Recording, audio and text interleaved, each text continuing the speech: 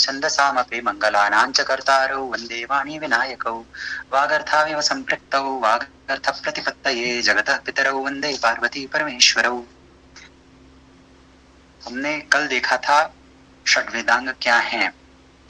तो अभी तक बताएं, कल आपको किसी कार्य में समस्या का अनुभव हुआ? कल हमने जो भी बात की उसमें किसी को भी?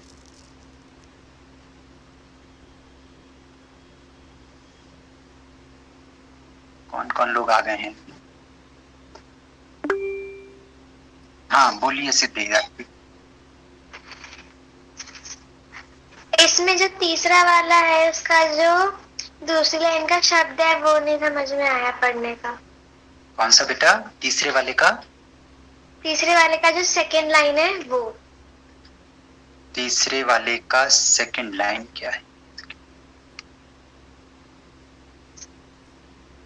तस्मात् सांगम अधीत्यैव।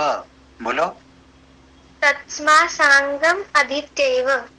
हाँ ठीक है, आप संधि विच्छेद करके बोल रही हैं, उसमें भी कोई प्रॉब्लम नहीं है, बोल सकती हैं, परंतु फिर से बोलें।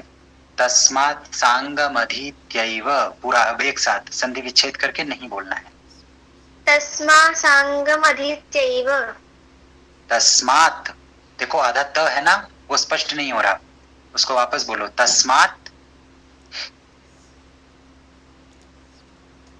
तस्मात् सांग अधीत्यैव। तस्मात् सांगम अधीत्यैव, म भी पूरा बोलना है।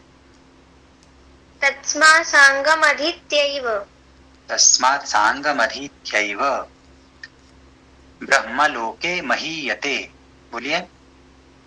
ब्रह्मलोके महीयते। ब्रह्मलोके महीयते। ठीक है, आप पूरा अपने आप बोलो। तस्मा सांगम अधीत्यैव ब्रह्मलोके महीयते। नहीं, तस्मा आपका जो त है ना, तस्मात वाला जो दूसरा त है आधा, वो आप पूरा नहीं बोल रही हैं ठीक से। और ब्रह्मलोके है, उसको ब्रह्मालोके बोल दिया आपने अभी, वो भी ठीक करिए, वापस बोलिए। तस्मात् सांगम अधीत्यैव ब्रह्मलोके महीयते। ब्रह्मलोके महीयते, बहुत बढ़िया, एक बार वापस और बोल दीजिए। तस्मात् सांगम अधीत्यैव ब्रह्मलोके महीयते। बहुत ही अच्छे। चले, अच्छा कोई और आ गया है, रुकिए देखिए कौन आया है। ठीक है, तो हमारे बीच में एक और आज इन्होंने ज्वाइन किया है, वेरोनिका। वेरोनिका जी ने। वेरोनिका जी, आप हिंदी समझती हैं? Do you understand Hindi?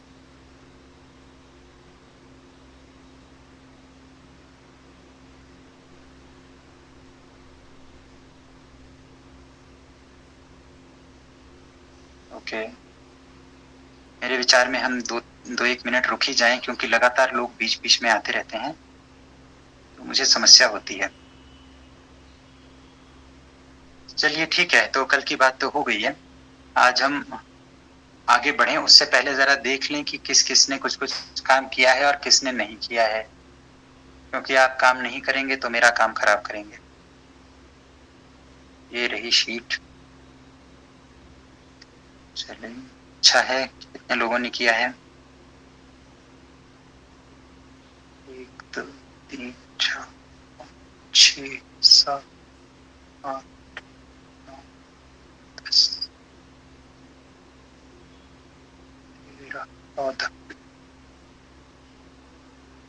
14 लोगों ने किया है, नहीं 13 ने किया है। नैशवी जी ने तो आज भी कर दिया है, बहुत ही अच्छी बात है, इसको आप जितनी बार भरेंगे उतना अच्छा रहेगा। तो 13 लोगों ने ही किया है। आपको ध्यान है आपने क्या किया है, किस किस ने? क्योंकि आज से आपको गाना भी पड़ेगा साथ साथ में, इसका भी आपको ध्यान रखना है। चलिए फिर हम आगे बढ़ते हैं। देखिए, कल हमने बात की तो हमने ये बात नहीं की थी कि कौन सा, हमने केवल गणना कर ली थी कि षट वेदांग कौन से हैं। तो वेद पुरुष के अंदर कौन सा अंग, कौन सा वेदांग है, ये हमें देखना पड़ेगा। तो देखिए, छंद पादव तो वेदस्य, ये तो बात कर दी थी। छंद जो है वो क्या है? वेद पुरुष के पैर हैं, इसी से वह गति को प्राप्त करता है, इसी से चलता है। हस्तौ कल्पोथ कथ्यते। कल्प क्या है? कल्प होता है जिसमें यज्ञादि का विधान होता है, उसे कल्प कहते हैं। तो वो जो है वो क्रिया करता है, यज्ञ कर्म में प्रवृत्त होता है उसके माध्यम से वेद पुरुष, इसलिए वो क्या है, वेदांगों में उसको हाथ की संज्ञा प्राप्त है। तीसरी चीज क्या है?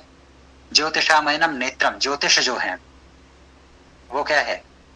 काल गणना सिखाता है आपको, देखना सिखाता है आपको, इसलिए वह नेत्र है, गणित है। तो जो गणित है वह वेद का नेत्र है।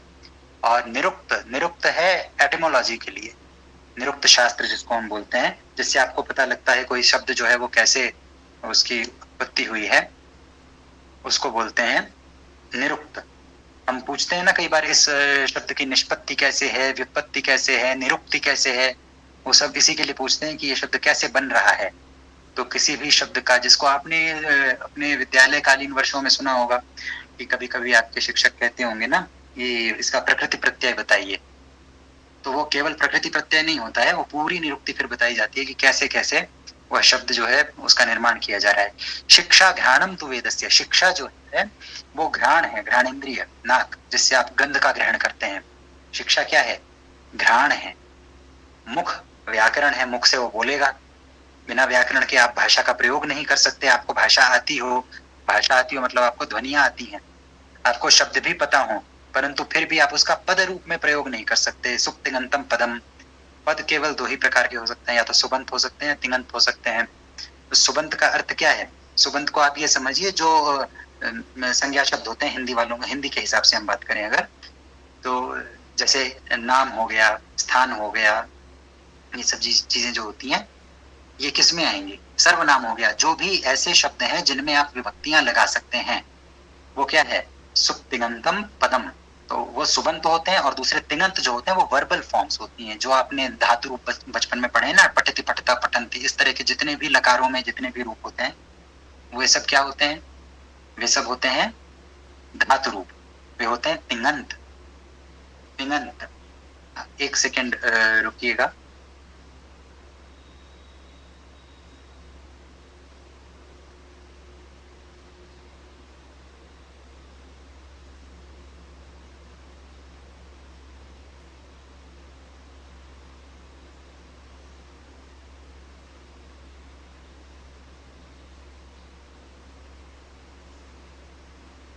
जी, तो मुख जो है वह व्याकरण हो जाता है।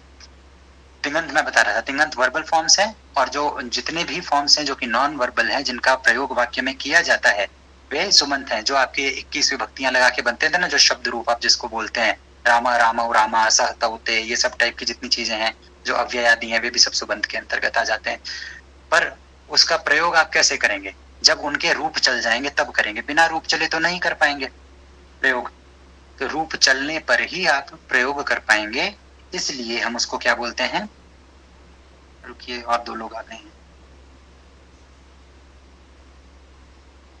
हाँ, तो रूप चलने पर ही हम उसको बोलते हैं पद। पद का जो स्वरूप होता है, उसी स्वरूप में कोई भी शब्द भाषा में प्रयोज्य होता है, प्रयोग करने योग्य होता है। अपने रॉ फॉर्म में, अपने रूट फॉर्म में, अपने मूल स्वरूप में, अपने प्रातिपदिक स्वरूप में वह प्रयोज्य नहीं होता है भाषा में। आप पठ का प्रयोग नहीं कर सकते, आप राम का प्रयोग नहीं कर सकते, राम और पठति का प्रयोग कर सकते हैं। तो इसलिए वे क्या है? वे पद कहलाते हैं, है ना। अपद का प्रयोग नहीं होता। तो उस अपद को पद कैसे बनाया जाएगा? वो व्याकरण की प्रक्रियाओं से बनाया जाएगा। तो आपको भाषा में बोलने के लिए पद की आवश्यकता है और व्याकरण के स्ट्रक्चर की आवश्यकता है। इस स्ट्रक्चर की आवश्यकता के कारण व्याकरण जो है वो पूरा शास्त्र वेद पुरुष का मुख स्वरूप मान लिया जाएगा, कि उसके बिना बोला नहीं जा सकता, है ना। अब क्या है? तस्मात् सांगम अधीत्यैव। इन सभी ये जो वेदांग हैं, इन सभी का अध्ययन करके एक साथ ब्रह्मलोक की प्राप्ति होती है। ये कहने के तरीके हैं, ठीक है। तो हम ये समझ गए। अब देखिए शिक्षा क्यों महत्वपूर्ण है। शिक्षा को कौन सा अंग कहा है? घ्राण है। अब आप एक पुरुष की कल्पना कीजिए, किसी भी पुरुष की कल्पना कीजिए, मतलब मानव शरीर की कल्पना कीजिए। मानव शरीर की यदि आप कल्पना करेंगे तो आप क्या पाएंगे? एक चेहरा है, दो हाथ हैं, दो पैर है, मेजर स्ट्रक्चर आपके सामने सम्मुख उपस्थित हो जाएगा। तो आप उसमें देखिए, सबसे आगे आपके क्या है? सभी का शरीर पुरुष का शरीर है, इंक्लूडिंग महिलाएं, ऐसे भेद नहीं समझना है। वो प्रकृति और पुरुष में हम जो भी शरीरधारी हैं वो सब पुरुष हैं इस अर्थ में। तो आप समझिए आपके शरीर में सबसे आगे क्या है, ये नाक ही है ना। कहीं जाएंगे भी तो नाक ही सबसे आगे आगे जाती है, इसीलिए सारी कहावतें जो है नाक पे बनी हुई हैं, नाक कट गई, ये हो गया, वो हो गया, नाक बड़ी ऊंची है ना। ये सब क्यों है? क्योंकि नाक जो है वो शरीर का अग्रभाग है। हम कहीं भी जाते हैं नाक हमारी सबसे पहले पहले चलती है। तो जब नाक सबसे आगे चलती है तभी वो गंध का ग्रहण करती है। अब दूसरी तरह से देखिए, सबसे आगे चलती है इसलिए ग्रहण नहीं करती, हवा के कारण करती है। तो मान लीजिए आप यहाँ बैठे हैं और अभी मेरे पीछे ये रसोई है, इसमें कुछ बन जाए तो मुझे गंध का अनुभव होगा ना। गंध का अनुभव मैं कैसे करूंगा? सबसे पहले गंध का अनुभव करूंगा, भोजन तो मेरे सम्मुख बाद में लाके परोसा जाएगा। या मैं स्वयं चल के जाऊं तो मैं भी बाद में चल के जाऊंगा, पहले तो मेरे पास उसकी गंध पहुंच जाएगी। इसलिए जो है शिक्षा क्या है? घ्राण है। क्यों? क्योंकि शिक्षा हमें उच्चारण बताती है। उच्चारण यदि हमें आता होगा तभी तो विवक्षा, विवक्षा मतलब वक्तुम इच्छा इति विवक्षा, बोलने की इच्छा जो होती है उसे विवक्षा कहते हैं। तो पहले विवक्षा आती है मन में। जब मन में विवक्षा आती है तो क्या होता है? मन जो है वो प्रेरित करता है किसको? मन से प्रेरित होकर के बोलने की इच्छा से, कामना से वायु जो है वो नाभिदेश से उठता है। नाभिदेश का मतलब हुआ आपका ये पेट। जो आप संगीत वाले होंगे या आपके साथ में कभी कोई संगीत कला रहा होगा तो आप ये जानते होंगे कि ये कहा जाता है पेट से गाओ, पेट से गाओ। इसी तरह से जब हम बच्चों को सिखाते हैं बोलना तो हम कैसे बोलते हैं कि बेटा पेट से बोलो, ढंग से बोलो, हैं करके क्यों बोल रहे हो, यहाँ से क्यों बोल रहे हो। तीखा आता है ना, गांभीर्य आता है वाणी में, वो कैसे आता है? अंदर से आता है। तो जितना हम अंदर से बोलने का अभ्यास करते हैं उतना ही हमारी वाणी जो है वो शिष्ट उच्चारण करने में समर्थ हो जाती है। तो इसका मतलब ये नहीं है कि आपकी जीभ पलट के पीछे चली जाएगी अंदर, जीभ कहीं नहीं जाएगी, जीभ वहीं रहेगी।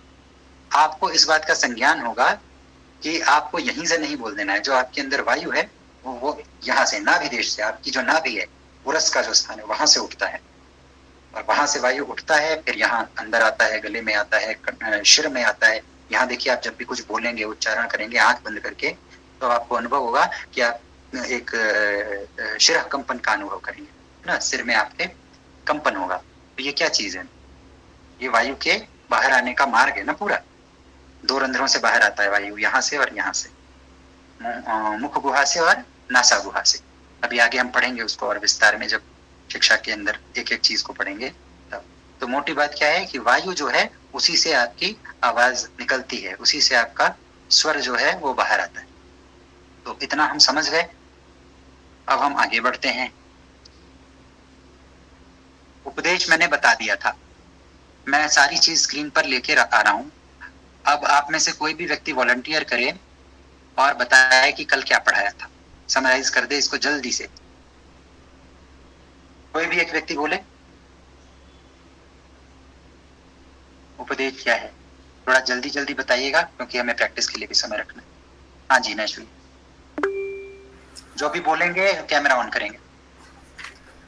उपदेश अर्थात मुनित्रयम, अर्थात पाणिनि जी है जिन्होंने अष्टाध्यायी लिखे, जो संस्कृत व्याकरण, तो उन्होंने सूत्र दिए। फिर उसके बाद आए वररुचि, उन्होंने वार्तिक दिए।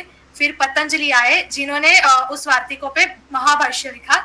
और फिर जो पाणिनि जी ने जो लिखा है उसमें सूत्रपाठ, धातुपाठ, गणपाठ, उणादि पाठ, लिंगानुशासन इत्यादि है, उसे पंचोपदेश कहते हैं। उसके बाद वार्तिक आता है और महाभाष्य। तो ये जो मुनित्रयम अर्थात पाणिनि, वररुचि और पतंजलि मुनि ने जो कहा है उसे मुनि द्वारा कथित या उपदेश कहते हैं, या उन्होंने जो पठित ये वो भी कहते हैं। और अपने फीट सूत्र का पूछा था तो आप बताएं फीट सूत्र क्या है, कौन देख के आया है? आप देख के आई हैं? देखा है, पर किसी को और को आता है तो पहले वो बोले। हाँ, ये बात आपने अच्छी की क्योंकि आपकी पूरी ट्रेनिंग है, मैंने देखा आपके फॉर्म में। तो कोई और व्यक्ति बताए जिसका पुराना संस्कृत का प्रवेश ना हो, ऐसा कोई व्यक्ति बताए, स्वयं बताएं जल्दी जल्दी। वैसे मुझे खोज के बताना, पूछना पड़ता है ना, कौन बताए? स्वप्निल आप बताइए, फिट सूत्र आप देखने में समर्थ हुए, क्या होते हैं? Hi sir, good evening. मैंने देखा ये विकिपीडिया पे मैंने पढ़ने का कोशिश किया, बट पूरा मुझे समझ में आया नहीं। उसमें अलग अलग उदत्त अनुदत्त और स्वरित के बारे में उन्होंने कहा था, वॉवेल्स के बारे में, बट ये पूरा मुझे समझ में आया नहीं है। कोई बात नहीं है। और कौन है यहाँ पे, और किसने देखा? दिव्य है, दिव्य बताओ भाई, दिव्य कहाँ गया? सर नमस्ते। मैंने भी ये विकिपीडिया पे ही देखा था, लेकिन फिर भी मुझे नहीं समझ में आया उसमें ये है क्या, एक्चुअली है क्या, मतलब जो देखा वो तो बताओ। हाँ, मतलब मुझे याद नहीं है कि क्या है वो, लेकिन ऐसा कुछ था कि व्याकरण का एक बहुत इम्पोर्टेंट पार्ट है ये, मतलब ये। अच्छा ठीक। मोनार्क। जी भैया नमस्ते। बताएं। मैंने जो देखा उसमें मुझे समझ में आया कि ये प्रातिपादिक शब्द उसका प्रातिपादिक मतलब जो एटिमोलॉजी है या जो रूट फॉर्म है, नाउन उसका जो बेस फॉर्म है, इसकी समझ देता है। इसी से शायद हम स्वर संचार में हमें मदद रहती है, क्योंकि जब हम रूट फॉर्म समझेंगे तो हम सारी बातें समझ पाएंगे। इतना मुझे समझ में आया। सही है गलत पता नहीं। बिल्कुल आपको ठीक समझ में आया। प्रातिपादिक नहीं होता है, प्रातिपदिक होता है ना? तो शब्द का उच्चारण जो है उसको ठीक करना, प्रातिपदिक। ठीक है नैशवी जी, आप पुनः बता दें एक बार, आप और अच्छे से बताएंगे। हाँ सर, क्या बताएं? Sorry column. हाँ ठीक है। फीट सूत्र ये है कि वो जो प्रातिपदिकों का जो स्वर विन्यास है, अर्थात किसी शब्द के मूल रूप में जो उदात्त अनुदात्त या स्वरित स्वरों की जो स्थिति क्या है उसको जानने के लिए आचार्य शांतनु द्वारा यह फीट सूत्र प्रणीत है, और पाणिनि जी ने भी उसका समावेश किया है। और ये मुख्यतः तो वेद शास्त्र, स्वर विज्ञान या शब्द शक्ति के अध्ययन में अत्यंत उपयोगी होते हैं। जी, पाणिनि ने स्वयं समावेश नहीं किया है, पाणिनीय परंपरा में इसका समावेश है ना? ऐसे हमें जानना है। और दूसरी चीज क्या है, आप में से कितने लोग ऐसे हैं जो इसको फिट सूत्र बोल रहे हैं? फिट, अंग्रेजी वाला फिट। यदि कोई ऐसा हो तो इसको सुधार लेंगे और इसको बोलेंगे फिट सूत्र। हमारे पास फ की ध्वनि नहीं है, फ ध्वनि हमारे यहाँ नहीं है। भारत की किसी भी भाषा में, मौलिक भाषा में फ ध्वनि नहीं है। इस बात का हमें सदा ध्यान रखना है। कौन सी ध्वनि है? फ ध्वनि है। फ, प बोलना है, प बोलना है और साथ में हवा निकालनी है। हवा निकालेंगे तो क्या होगा? वो अपने आप बन जाएगा फ बन जाएगा। प बोलिए, जहां जहां है अपने आप बोलिए प। दो होठ आपके मिलेंगे प, और ये बोलते बोलते हवा निकाल दीजिए तो बनेगा फ। ये आगे आपको बताया जाएगा, पर उसका अभ्यास जो है ऐसे ही बीच बीच में उदाहरणों के माध्यम से ही हम करते रहेंगे। फ होती है। तो जितने भी लोग फल खाते हैं वे कल से फल खाया करें। फल खाएंगे तो शरीर में गुण करेगा, फल खाएंगे तो कुछ नहीं करेगा, क्योंकि वो निरर्थक होता है, उसका कोई अर्थ ही नहीं। चलिए, तो हमने ये समझ लिया कि फिट सूत्र क्या है। अच्छा, एक और होता है, एक परिभाषा पाठ भी है। तो आपका अगला होमवर्क है कि वो परिभाषा पाठ क्या होता है, जरा उसको भी समझ लें, उसको भी देख के आएंगे कि क्या होते हैं। फिट सूत्र क्या है? जो प्रातिपदिक हैं, जो संज्ञा शब्द होते हैं एक तरह से हिंदी वाले स्टाइल में, उनका जो रूट फॉर्म है ना? जैसे अभी मैंने बताया विभक्ति लगी, प्रथमा एक वचन, तब राम का राम हुआ, लेकिन राम स्वयं में क्या है? प्रातिपदिक है ना? मेरा नाम है अर्यमन, नकारांत पुल्लिंग है, तो ये क्या है? ये प्रातिपदिक है। इसका प्रथमा एक वचन बनेगा तो अर्यमा बन जाएगा। ऐसे ही अभी दिव्य ने बोला तो दिव्य अपने आप में क्या है? प्रातिपदिक है। प्रथमा एक वचन बनेगा तो दिव्य बन जाएगा। ऐसे पढ़ा है ना आपने? ये सब व्याकरण की चीजें हमारे काम नहीं आएंगी इतनी, पर आपको एक जनरल अवेयरनेस इसके लिए होनी चाहिए। चलें, अब हम देखेंगे वर्ण मात्रिका। तो चलिए, वर्ण मात्रिका क्या है पहले ये बताइए, वॉलंटियर करिए जल्दी से। वर्ण मात्रिका, हिंदी की वर्णमाला, संस्कृत की वर्णमाला, किसी भी भारतीय भाषा की वर्णमाला, मराठी की, किसी की भी, आप बोलिए स्वयं से।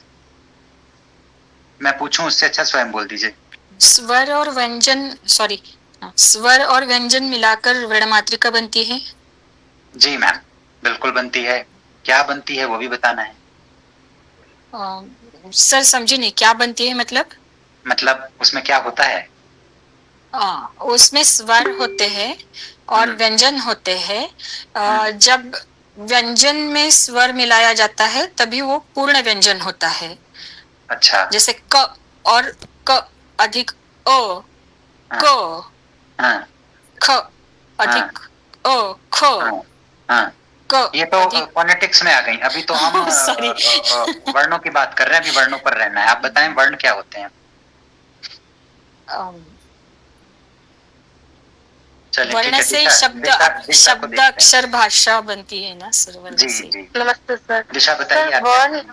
ध्वनियों का लिप्यांतरण है सर, लिखित रूप वर्ण कहलाता है।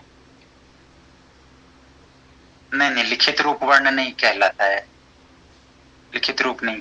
और कुछ बताइए, थोड़ा और अच्छा बताइए। आप जो कहना चाह रही हैं वो समझ रहे हैं। लिप्यांतरण मतलब पर्याप्त किसी लिपि में लिपिबद्ध करना, ध्वनियों को लिपिबद्ध करना वर्ण कहलाएगा। नहीं, मात्र लिपिबद्ध कर देना या ध्वनि का लिप्यंतरण कर देना उसको वर्ण नहीं मात्र कहेंगे। और बताइए, भाषिक दृष्टि से बताइए। आइए ठीक। सर संस्कृत, आपने जैसे वर्ण मात्रिका पूछी थी, तो संस्कृत में तो 3 प्रकार के वर्ण रहते हैं, स्वर, व्यंजन और अयोगवा।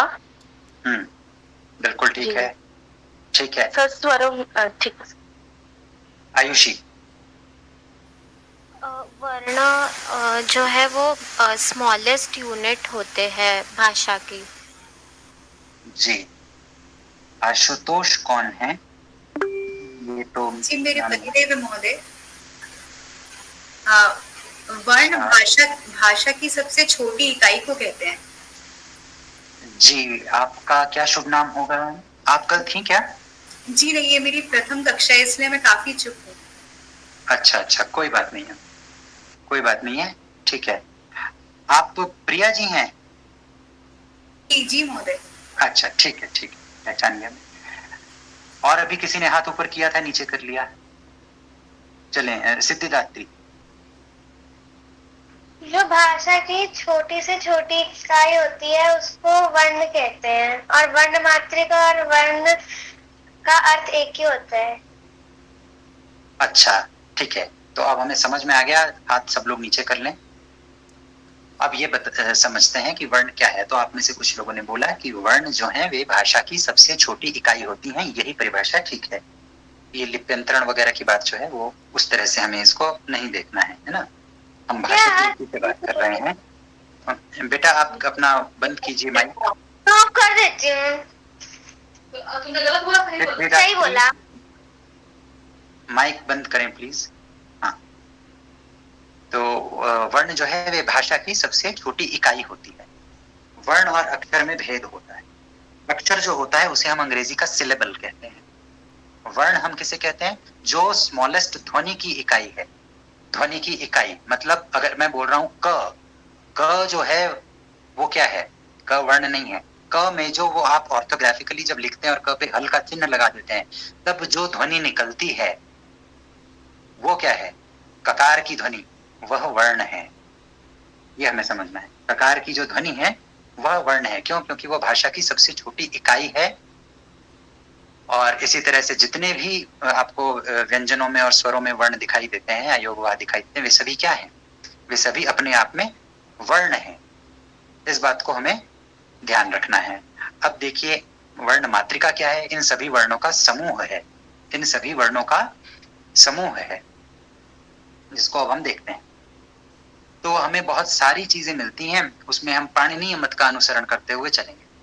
बाकी जो है वो आपको ऐसा ही हम बताएंगे, क्योंकि एक ही चीज को फॉलो किया जा सकता है, इसलिए। तो हमारे पास 21 या 22 स्वर हैं। कैसे हैं देखते हैं। 21-22 स्वर इस प्रकार से हो जाते हैं। देखिए, अ ए ओ रे ले, अ ए ओ रे ए, अ ए ओ रे ए, यही मूल स्वर हैं। इन्हीं का दीर्घ जो हो जाता है वो आ ई उ री ये होता है। आ ई उ री री री ये होता है। आपको मेरे मुंह को देखना है, और आप में से जिनके लिए भी संभव हो वो कृपया अपना कैमरा ऑन कर लें, क्योंकि हम आज से बोलना शुरू कर देंगे, है ना। तो अगर मुझे दिखेगा नहीं तो मैं जज नहीं कर पाऊंगा कि मुझे कितना एफर्ट देना है। जिसके लिए भी संभव है स्वाभाविक रूप से वे प्लीज ऑन कर लीजिए। दिख नहीं है इसमें।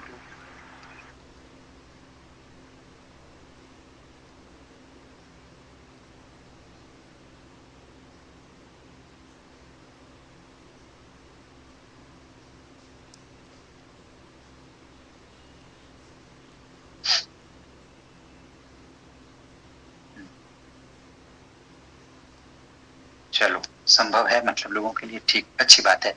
अब देखिए अ ई उ रे ली बोल के कौन दिखाएगा? कोई भी बोलो। अ ई उ, ये तो सब बोल सकते हैं। अ ई उ, म्यूट किए रहिए, बोलिए, मैं आपके चेहरे देख रहा हूं। अ ई उ, अ ई उ।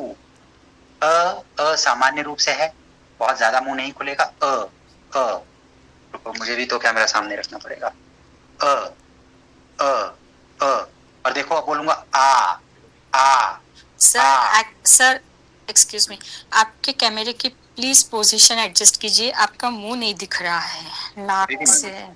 अभी बराबर दिख रहा, लिप मूवमेंट नहीं दिख रही थी जी ठीक है। तो देखिए जब नहीं मैं सर, बोल रहा हूँ फिर से डिस्टर्ब हो गया। फिर हो एटलीस्ट गया। मुझे तो नहीं दिख रहा था, बाकी लोगों को दिख रहा था कि नहीं पता नहीं। मैंने कैमरा एकदम सामने किया हुआ है, आप देख पा रहे हैं? अब अभी दिख रहा है, लेकिन वो कैमरा आपका फिक्स नहीं हो रहा है शायद, क्योंकि वो फिर से ये हो जाता है। नहीं, मैंने बीच में हटाया था मैम, अब एकदम ट्राइपॉड सामने रखा है मैंने, आपको दिखना चाहिए। ठीक है, ठीक है ना सर? ठीक है, हाँ दिख रहा है।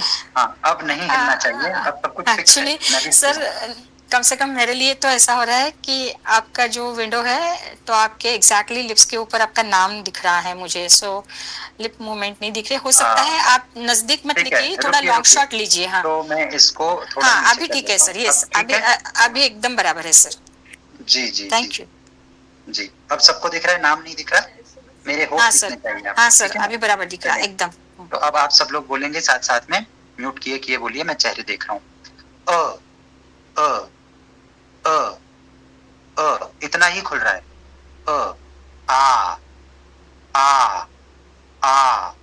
आ ये पूरा खुल रहा है। ठीक है, मैं आज आपको शास्त्र नहीं बताऊंगा, अभी हम ले पर्सन की तरह प्रैक्टिस करेंगे, शास्त्र आपको बाद में बताएंगे। वरना क्या होता है, हम शास्त्र समझने में रह जाते हैं और हम बोलना नहीं सीख पाते। ठीक है, शास्त्र तो आप कहीं से भी पढ़ सकते हैं। तो आपने क्या समझा?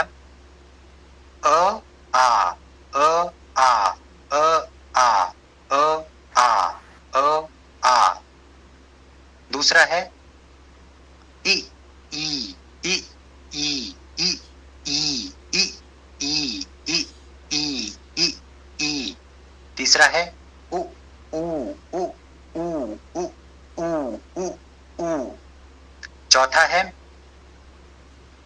रे, रुको ये कठिन पड़ेगा। अच्छा, जो अभी हमने 3 देखे ना, इनमें देखिए ब्रैकेट में लिखा है नीचे वाले दीर्घ, हमने ऊपर क्या लिखा है? अ ई उ री ली, मूल यही है। इनको बोलने से व्याकरण शास्त्र में इनके जितने स्वरूप होते हैं सबका ग्रहण हो जाता है। तो अ 18 टाइप का होता है, ई 18 टाइप का होता है, उ 18 टाइप का होता है, री 18 टाइप का होता है, ई 12 टाइप का होता है, और फिर नीचे वाले भी जितने हैं वो सब 12-12 टाइप के होते हैं। कैसे होते हैं हम आगे देखेंगे। अभी हम जो हमारे लोक में उच्चारण है वे बस वो भी मैंने आपको सामने लिखे हैं। तो आ और तीसरा बनाएंगे तो देखिए तीसरी लाइन में लिखा हुआ है अ। इसमें देखिए मतांतर है, इसको प्लुत कहते हैं, इसको प्लुत कहते हैं। ये त्रिमात्रिक होता है। जितना समय आपको पहली लाइन बोलने में लग रहा है उसका ठीक 2 गुना समय आपको दूसरी लाइन बोलने में लगेगा, और जितना समय आपको पहली लाइन बोलने में लग रहा है उसका ठीक 3 समय आपको तीसरी लाइन बोलने में लगेगा। ठीक है, पहले वाले का नाम है ह्रस्व, दूसरे वाले का नाम है दीर्घ, तीसरे वाले का नाम है प्लुत। आप अपने हिसाब से नोट भी कर सकते हैं और आपको ये सारी सामग्री दी भी जाएगी। ठीक है, तो आपको ध्यान रखना है सुनने पे अधिक। अ ई उ ये 3 मूल होते हैं, सॉरी अ ई उ रे ली ये 5 मूल होते हैं। उसमें अ ई उ बहुत सरल है, ये हमारी आज की भाषाओं में भी है, रे आज की भाषाओं में है, और जो रे है दीर्घ इसका 2nd नंबर की लाइन में वो नहीं है आज की भाषाओं में। प्लुत तो किसी का भी नहीं है आज की भाषाओं में। ठीक है, ये बात हमने समझ ली। जो रे है, ले, पांचवा ये है। अभी सब बोलना सिखाऊंगा मैं आपको। इसका क्या है? इसका ह्रस्व रूप है। इसका जो दीर्घ रूप है उसको नहीं माना जाता है व्याकरण वालों के द्वारा, फोनेटिक्स वालों के द्वारा। संस्कृत के शास्त्र में ए का दीर्घ रूप नहीं माना जाता है। अब ये डिबेटेबल हो सकता है पर माना नहीं जाता है, तो मेरा काम है आपको बताना ये नहीं माना जाता है। ठीक है, इसी के आधार पर संख्या का निर्धारण होता है। परंतु इसका प्लुत रूप माना जाता है। अब बताइए, ह्रस्व है, उससे डबल वाला नहीं है लेकिन ट्रिपल वाला है, तो ये अजीब बात है पर ऐसा है। जी स्वप्निल। से अवग्रह और प्लूत में क्या फर्क होता है? अवग्रह जो है वो आप एस जैसा जो होता है ना, वो है। वो अवग्रह जो है वो एक चिन्ह मात्र है, वो ऑर्थोग्राफी के लिए है, उसका उच्चारण नहीं होता। बहुधा हमने स्कूल में देखा होगा, अगर वो अवग्रह लगा रहता है तो हम उसको बोलने लग जाते हैं आकार रूप में, अब करके, है ना। तो ऐसा हमें बता दिया जाता है, वैसा नहीं है। वो संधि होने के कारण से आकार हटा दिया जाता है और वहां आकार था ये बताने के लिए, संधि हुई है ये बताने के लिए अवग्रह लगा दिया जाता है, उसकी कोई ध्वनि नहीं होती। छंदस शास्त्र में अभी हम आगे जब देखेंगे तब वो दीर्घ मात्रा को दिखाता है, उसका निरूपण करता है। वो कैसे होगा हम बताएंगे आज। तो उच्चारण के हिसाब से देखा जाए तो दोनों एक ही चीज है, अलग अलग है? नहीं, दोनों अलग अलग चीज हैं। जो आप जब आप छंद शास्त्र के अंतर्गत बात कर रहे हैं तब दीर्घ मात्रा को दिखाने के लिए, टू काउंट करने के लिए, है ना, उसका प्रयोग होता है। वहां पर उसका उद्देश्य डिफरेंट है। और जो आप ऑर्थोग्राफी में देखते हैं, आप किताबों में पढ़ते हैं या खुद स्वयं लिखते हैं, वहां पर वो भाषा में संधि हुई है कहीं पर, मात्र इतना बताने के लिए, उसका कोई उच्चारण नहीं है। वो एक कॉन्सेप्ट बिल्कुल आगे पढ़ेंगे। हाँ, आगे पढ़े। ठीक है। तो अवग्रह दूसरी चीज होती है जिसको एस जैसे लिखते हैं हम, वो है अवग्रह। तो दूसरी लाइन आप समझ गए, आ ई उ री, इतना है। अब देखिए सब में हमने कैसे बोला, ई उ रे रे, तीसरा। वैसे ही हमें क्या देखना है, जो तीसरी लाइन है उसमें क्या है, जो 3 लिखा हुआ है देवनागरी में, हिंदी में, वो प्लुत को दिखाता है। अब इसमें आपको मतांतर मिलते हैं, 2 प्रकार से लिखते हैं लोग। कुछ ऐसे लिखते हैं कि जो ह्रस्व रूप है, जो फर्स्ट वाली लाइन है, उसी के आगे 3 लगा देते हैं तो प्लुत हो जाता है। कुछ लोग ऐसे लिखते हैं जो दीर्घ रूप है उसके आगे 3 लगाते हैं तब प्लुत हो जाता है। हमारे मत में दीर्घ वाले के आगे प्लुत लगाना चाहिए, ह्रस्व वाले के आगे नहीं लगाना चाहिए। पर अभी हमने यहाँ पे ऐसे लिख के दिखाया है, पिछले बैच पे हमने वैसे लिख के दिखाया था, दीर्घ के आगे लगा के। तो दोनों रूपों को बता देना मेरा काम है, तो मैं आपको बता रहा हूँ। आपको किसी पुस्तक में ह्रस्व रूप के आगे ही ये 3 लिखा हुआ मिलेगा प्लुत के लिए, किसी पुस्तक में दीर्घ रूप के आगे 3 लिखा हुआ मिलेगा पुस्तक में। ठीक है, तो जहां भी 3 लिखा आप देखें, आप ये समझ जाएं कि ये प्लुत है, ये त्रिमात्रिक है। अब देखिए मात्रा का अर्थ क्या होता है। मात्रा आपने बचपन में पढ़ी है, इसकी मात्रा, उसकी मात्रा, आ की, उ की, है ना, ये सब मात्रा पढ़ी है। वो हमने ऑर्थोग्राफी के स्टाइल में पढ़ी है, हमको पढ़ाया वही है। लेकिन मात्रा का अर्थ क्या होता है? मात्रा का अर्थ होता है बोलने में लगा काल, उच्चारण काल जो है उसको मात्रा कहते हैं। तो जो एक मात्रा है उसको बोलते हैं ह्रस्व, एक मात्रिक को। जो 2 मात्राओं के काल में बोला जाता है, ऐसे स्वर को क्या बोलते हैं? द्विमात्रिक, उसका नाम है दीर्घ, उसकी संज्ञा है दीर्घ। कल मैंने आपको बताया था ना संज्ञा किसे कहते हैं। संज्ञा कहते हैं शास्त्र में नॉमेनक्लेचर, जो आपने टर्मिनोलॉजी जो है उसके लिए संज्ञा होता है। तो हर टर्म जो है वो एक संज्ञा है। तीसरा क्या है? ऊ में क्या हो रहा है? ऊ हो रहा है, तीसरा ऊ हो रहा है ना। तो उसमें हमने 3 लगा दिया तो वो प्लुत हो गया। ऐसे रे रे रे, ऐसे ही फिर ये हो रहा है। तो इस तरह से समझना है, आपको समझ में आया? पहला जो बोल रहे हैं उसका डबल टाइम लगेगा दूसरा बोलने में, और उसका ट्रिपल टाइम लगेगा तीसरा बोलने में। तीसरा जो है वो सामान्य रूप से भाषा में कहीं पर भी प्रयोग नहीं होता है, केवल संबोधन आदि जैसी चीजों में होता है। आप देखते हैं ना, खींच के किसी को बुलाएं हम, दूर खड़ा हो कोई, उसको आपको पुकारना है तब आप उसको वैसे बुला लेंगे। जैसे रमा, रमा कहीं बहुत दूर है तो मैं बोलूंगा रमा, ठीक है, ये हो गया। सौरभ जी। मैं ये पूछना चाह रहा था कि जब हम री का उच्चारण कर रहे हैं तो हमारी मतलब जीभ पे कहाँ पर वो छुरी है? हाँ, अभी बताते हैं, थोड़ी देर धैर्य धारण करें। उच्चारण स्थान आपको कल बताए जाएंगे, आज कुछ नहीं बताया जाएगा, पर आप जो पूछ लेंगे वो बता रहा हूँ, ठीक है। आज मैं वो बताना चाहता हूँ जिसके लिए मैंने आज का समय रखा है। तो फिर भी मूर्धा से लगेगी। ध्यान रखिए, जो स्वर होते हैं उनकी परिभाषा होती है स्वयं राजन्ते इति स्वराः, जो स्वयं ही किसी के आश्रित नहीं होते, अपने राजा स्वयं है, ठीक है। स्वयं राजन्ते इति स्वराः, तो क्या हो जाता है, स्वर का उच्चारण करने के लिए आपको जो आपकी ये कैविटी है मुंह में, इसमें आपकी जीभ का कहीं स्पर्श नहीं होता है। अभी तक आपने क्या देखा, आपने देखा मेरा मुंह कैसे बन रहा है ना, होठों की प्रकृति देखी आपने, उसकी बनावट देखी। अब आपको ये करना है, अब वो चीज अनुभव करनी है जिसको मैं आपको दिखा नहीं सकता। आप सब अपने मुंह के अंदर ध्यान लगा लीजिए, एकदम ऐसे नहीं लगता है, डेविएशन होता है तो बस मेरी बात को सुने, आंख बंद कर लें, ठीक है। और आराम से सोचें कि जब आप अ बोल रहे हैं तो आपकी जीभ का मूवमेंट क्या हो रहा है। मैं बोलूंगा, आप रिपीट कीजिएगा सब लोग, और अपनी जीभ के मूवमेंट का अनुभव कीजिएगा। जीभ के साथ क्या हो रहा है, केवल मूवमेंट नहीं, जीभ उठ रही है, नीचे गिर रही है, वो तो ठीक है, जीभ की बनावट भी कुछ हो रही है क्या, जीभ थोड़ा ऐसे ऐसे, जीभ का जो ब्लेड होता है वो ऐसे ऐसे हो रहा है क्या, कुछ क्या होता है जीभ के साथ। होठ आपने ऑब्जर्व भी कर लिए, अनुभव भी कर लिए। अब आपको अपने अंदर देखना है जीभ का। चलिए, अ आ आ ए ई ए ई ए ई ई अ आ ई ई ओ ऊ ऊ ऊ ऊ ऊ रे रे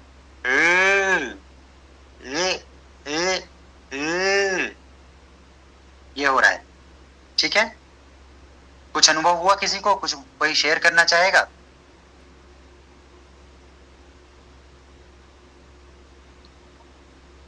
अ आ ई उ ऊ, ये जो दीर्घ या मतलब एक मात्रा दो मात्रा में भी बोलते हैं तो जीभ की कोई मूवमेंट नहीं होती है, जस्ट वायु जो है वो निकलता है और हुई तो ऑटो की मूवमेंट होते है। री के टाइम पे मुझे खुद को, हो सकता है मेरी गलती होती होगी, री के टाइम पे थोड़ा सा मुझे लगा कि मेरी जीभ मूव हो रही है, हल्का कहाँ मूव हो रही है? री ओरल कैविटी में थोड़ा सा अपर पैलेट को टच कर रही थी। अच्छा, आई माइट बी रॉन्ग, हो सकता है मेरा उच्चारण गलत हो। हम सबका गलत है, मेरा भी गलत है। मैं जब आपको बताऊंगा तो एफर्टफुली ठीक करके बताऊंगा, है ना।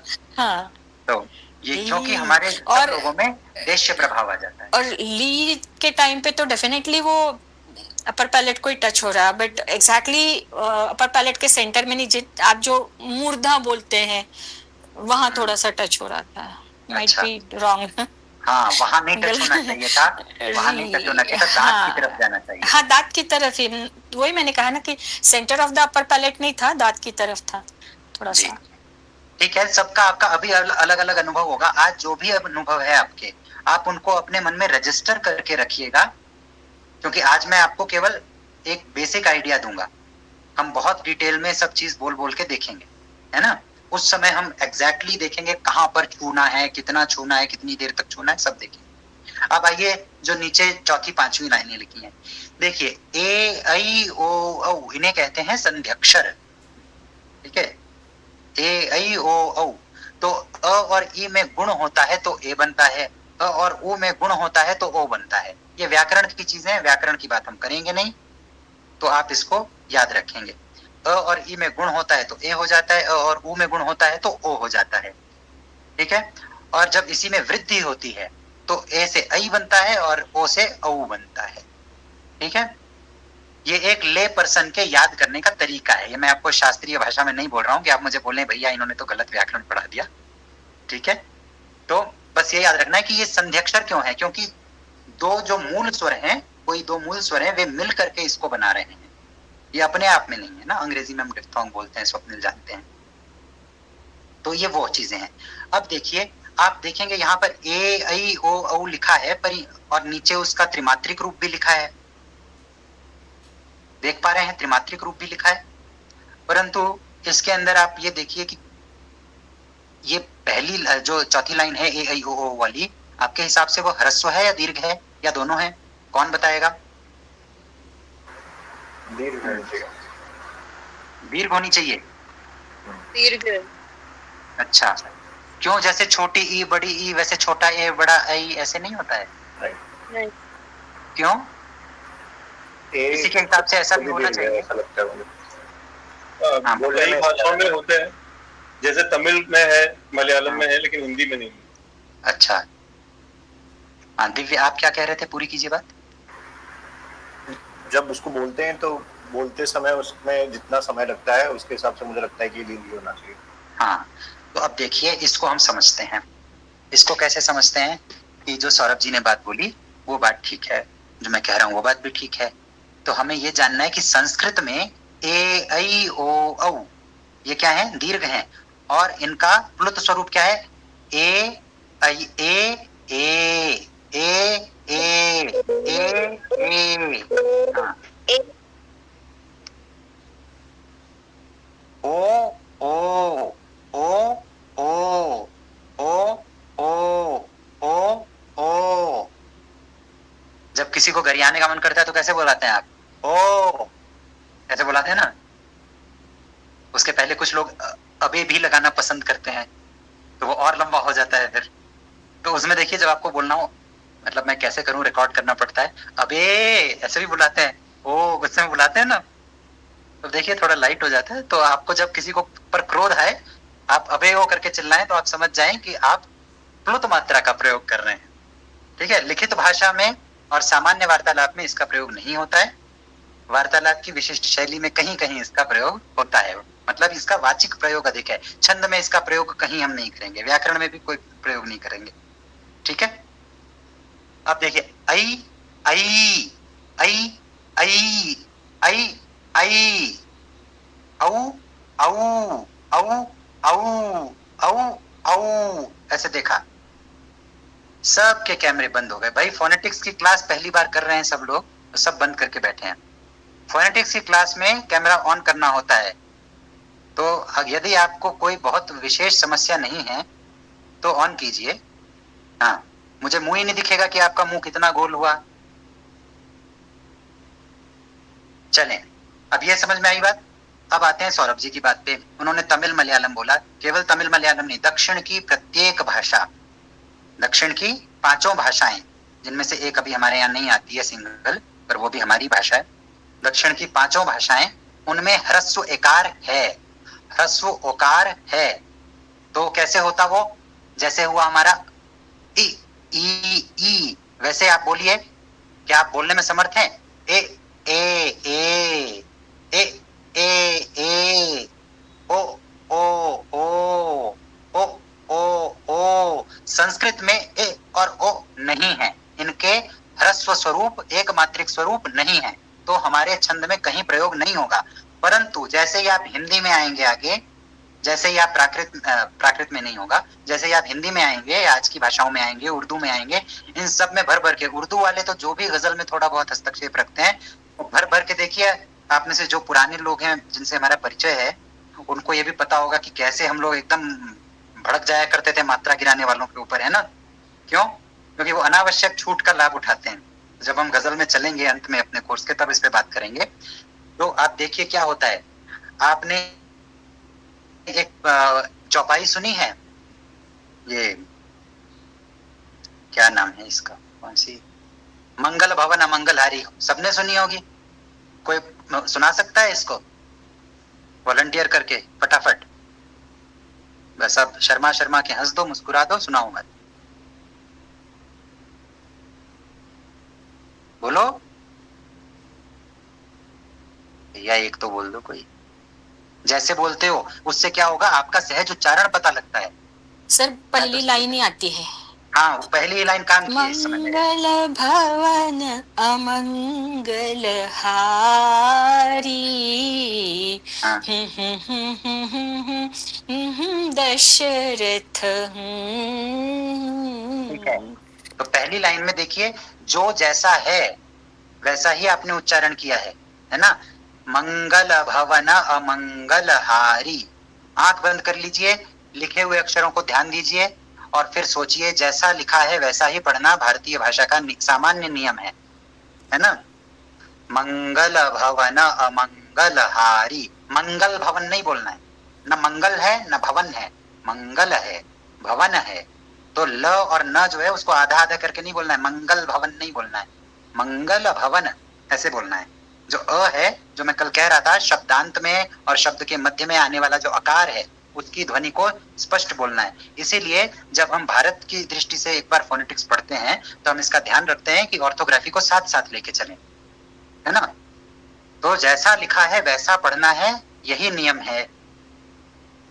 और छंद में आपको जाना है तो एकदम नियम फॉलो करना, ये आंख बंद करके करना है। अब देखिए, मंगल भवन अमंगल हारी, पहली लाइन काम की, बस इतना बताने के लिए थी। लेकिन दूसरी लाइन जो है वो और भी ज्यादा काम की है। दूसरी कौन सुनाएगा? हाँ दिशा जी बोलिए बोलिए।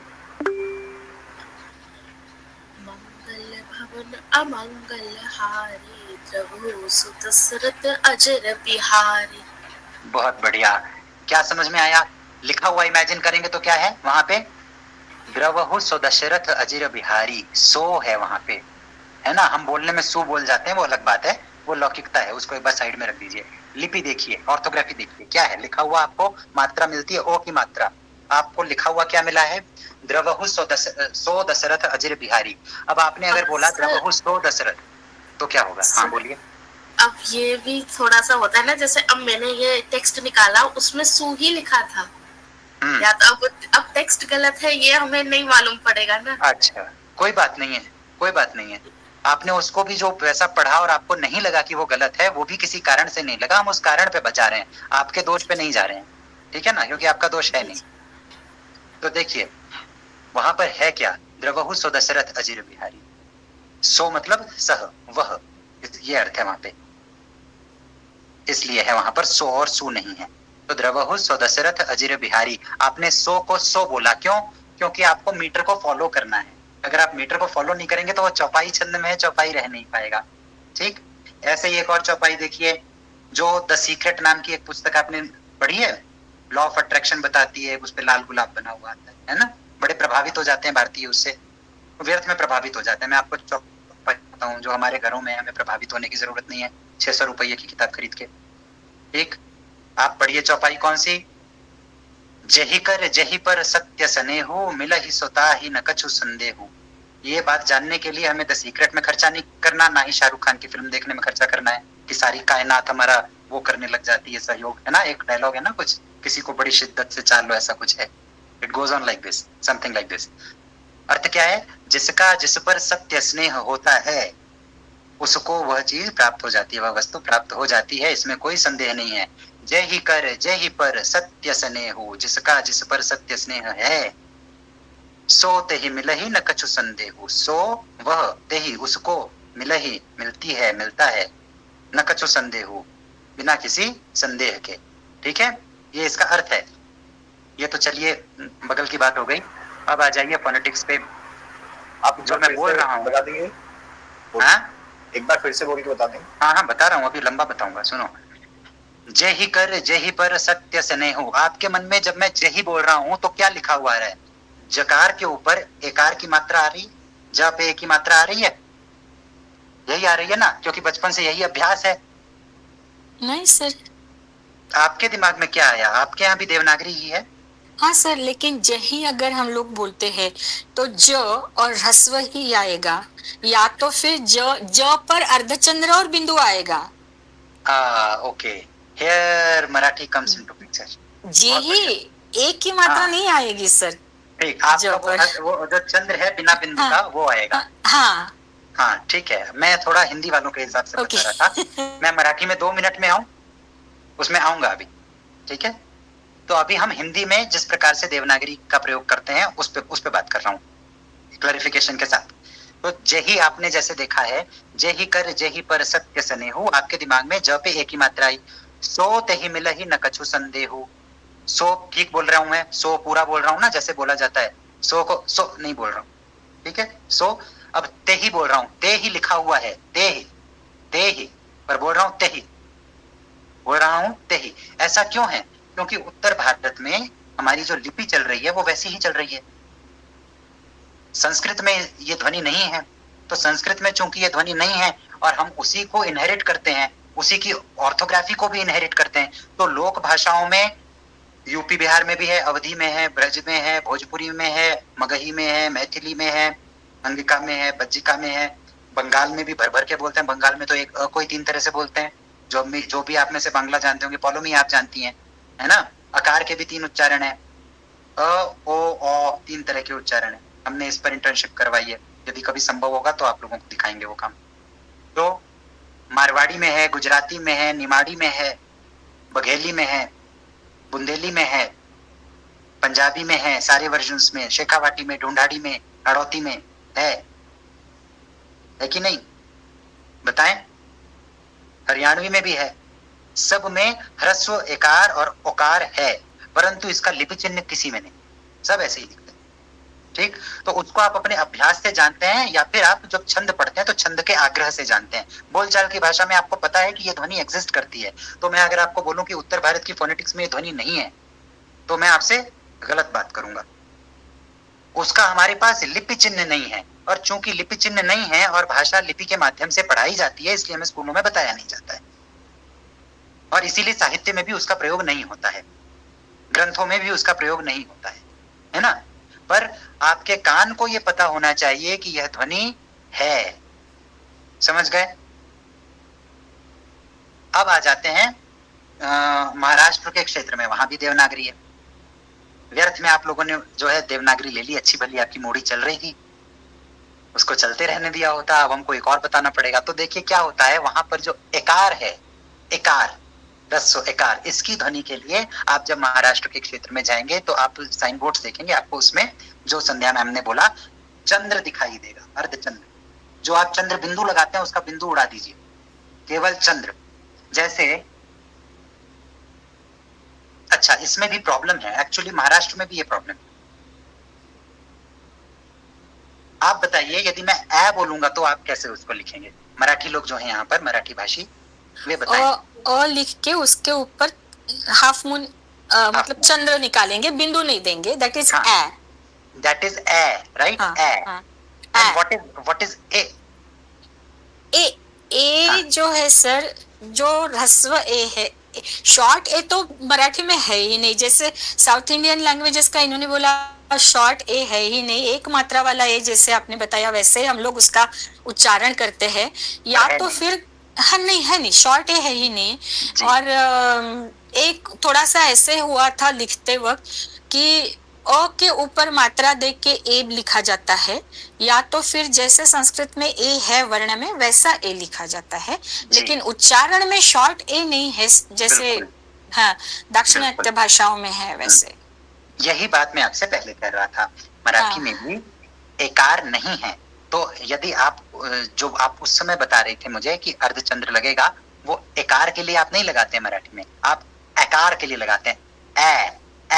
ए जो ध्वनि है ये अपने आप में दीर्घ ध्वनि है, हमारी भाषाओं में नहीं होती है ना। नहीं, मैंने सर वो इसलिए लिपि में नहीं होती। मैंने वो इसलिए बोला कि कहीं मैंने कोई चौपाई, अब मुझे याद नहीं है, लेकिन पढ़ी थी तो उन्होंने तही जही ये जो है थोड़ा सा अनुनासिक जो साउंड आता है वो उन्होंने तो या जो लिख के उसके साथ मिक्स नहीं करते हैं अभी हम। अनुनासिकता पर अभी हम वो लिखा हुआ था करके मैंने आपको वैसे हम अनुनासिकता पर अभी नहीं आए हैं। अनुनासिकता बहुत ही दूसरी चीज है, और अनुनासिकता दिखाने के लिए हम चंद्र बिंदु का प्रयोग करते हैं। ठीक है, ये जो आप अर्धचंद्र बता रहे हैं, मराठी लोग भी इसका प्रयोग किसके लिए करते हैं? ए की ध्वनि के लिए, जो कि आपको पंजाबी में मिलेगी, ले, है ना। ले को क्या बोलेंगे? ले। हाँ बोलिए सर। मराठी में जो ए लिखते हैं, मैंने आज तक कोई ऐसा शब्द नहीं देखा जो मराठी का हो। मराठी लिखते हुए जो अंग्रेजी के शब्द होते हैं उसके लिए वो उसका प्रयोग होता है। आगत शब्द जो हैं उनके साथ में जो आगत ध्वनियां हैं उनको जब आप लिप्यंतरित करेंगे, जैसे आपको फैक्स लिखना है, तो जैसे ही संध्या मैम ने मुझे इसके बारे में इंगित किया, मेरे दिमाग में सबसे पहला शब्द आया फैक्स। ठीक है, आपको फैक्स लिखना है तो आप कैसे लिखेंगे? आप फ लिखेंगे, नीचे नुक्ता लगाएंगे, आगत ध्वनि फ की बनाएंगे, फिर ये आपने व्यंजन ध्वनि बनाई आगत, उसके बाद आपको स्वर ध्वनि बनानी होगी आगत। तो उसके लिए आपके पास लिपि चिन्ह नहीं है। जब हम संवर्धित देवनागरी पढ़ेंगे उसमें हम ये बातें करेंगे। ठीक है, मूल मराठी में कोई आ उच्चारण ही नहीं है, वो तो इंग्लिश के शब्द लिप्यांतर करके लिखने के लिए आ उन्होंने चिन्ह बनाया है। मैं आप लोगों से ये सारी बातें करने वाला हूँ, पर सर, मुझे अपने मॉड्यूल से चलने दें क्योंकि समय निकल जाएगा। ठीक है, जब हम संवर्धित देवनागरी पढ़ेंगे और उसका मानकीकरण पढ़ेंगे उस समय मैं ये सारी चर्चा आपसे करूंगा। ठीक है ना। तो अभी जो मैं आपको बता रहा हूं वो मात्र इतना है कि ह्रस्व एकार ह्रस्व ओकार ये हमारी भाषाओं में इसकी विद्यमानता है वाचिक रूप में, परंतु शुद्ध रूप में ये हमारे शब्द नहीं है। हम छंद के आग्रह से इनका प्रयोग या तो साहित्य में कर देते हैं इस प्रकार से, पर उसका चिन्ह नहीं इंगित करते। जो लोग पढ़ते हैं वे स्वयं लय के आश्रय में पढ़ते हैं तो उच्चारण भी वैसा ही करते हैं, उनको इसका पता ही नहीं चलता और इसमें दोष नहीं मानना चाहिए। ये भाषिक प्रवृत्ति है सामान्य, उसका वैसा ही प्रयोग होता है, वो ही उसके स्टैंडर्डाइजेशन का तरीका है। हाँ, ये स्टैंडर्डाइजेशन की एक कमी अवश्य कही जा सकती है, हालांकि स्टैंडर्डाइजेशन की कमी ये नहीं है, इसके लिए संवर्धित देवनागरी में उपाय कर दिया गया है, परंतु उसका लोक में अभी तक प्रयोग नहीं है, विशेष रूप से उत्तर भारत में। उत्तर भारत जब मैं कह रहा हूं उसमें महाराष्ट्र इंक्लूडेड है, इस बात को समझ के रखें, है ना। केवल दक्षिण के 4 राज्यों को छोड़ के, या तेलंगाना बन गया तो 5 को छोड़ के बाकी सब इसी में आ रहे हैं। ठीक है ना। जो आगत ध्वनियां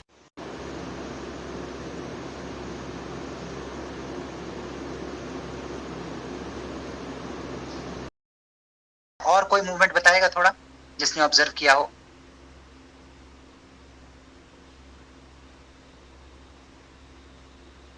कोई भी व्यक्ति ई बोलिए, पूरा बोलिए, अ आ ई उ ऊ, और सोचिए जीभ कहाँ जा रही है। जीभ के अंदर क्या परिवर्तन हो रहा है, जो आपकी मसल है उसमें क्या परिवर्तन आ रहा है।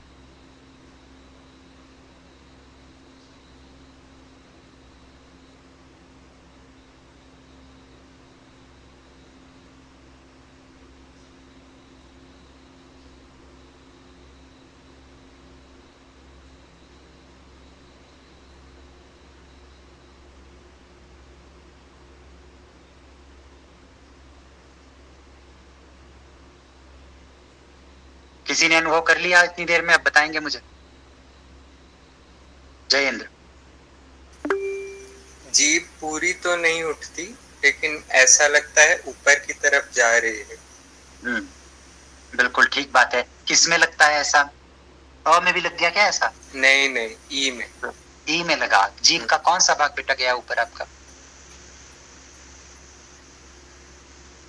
मतलब एकदम सामने भी नहीं, टिप भी नहीं, थोड़ा पीछे।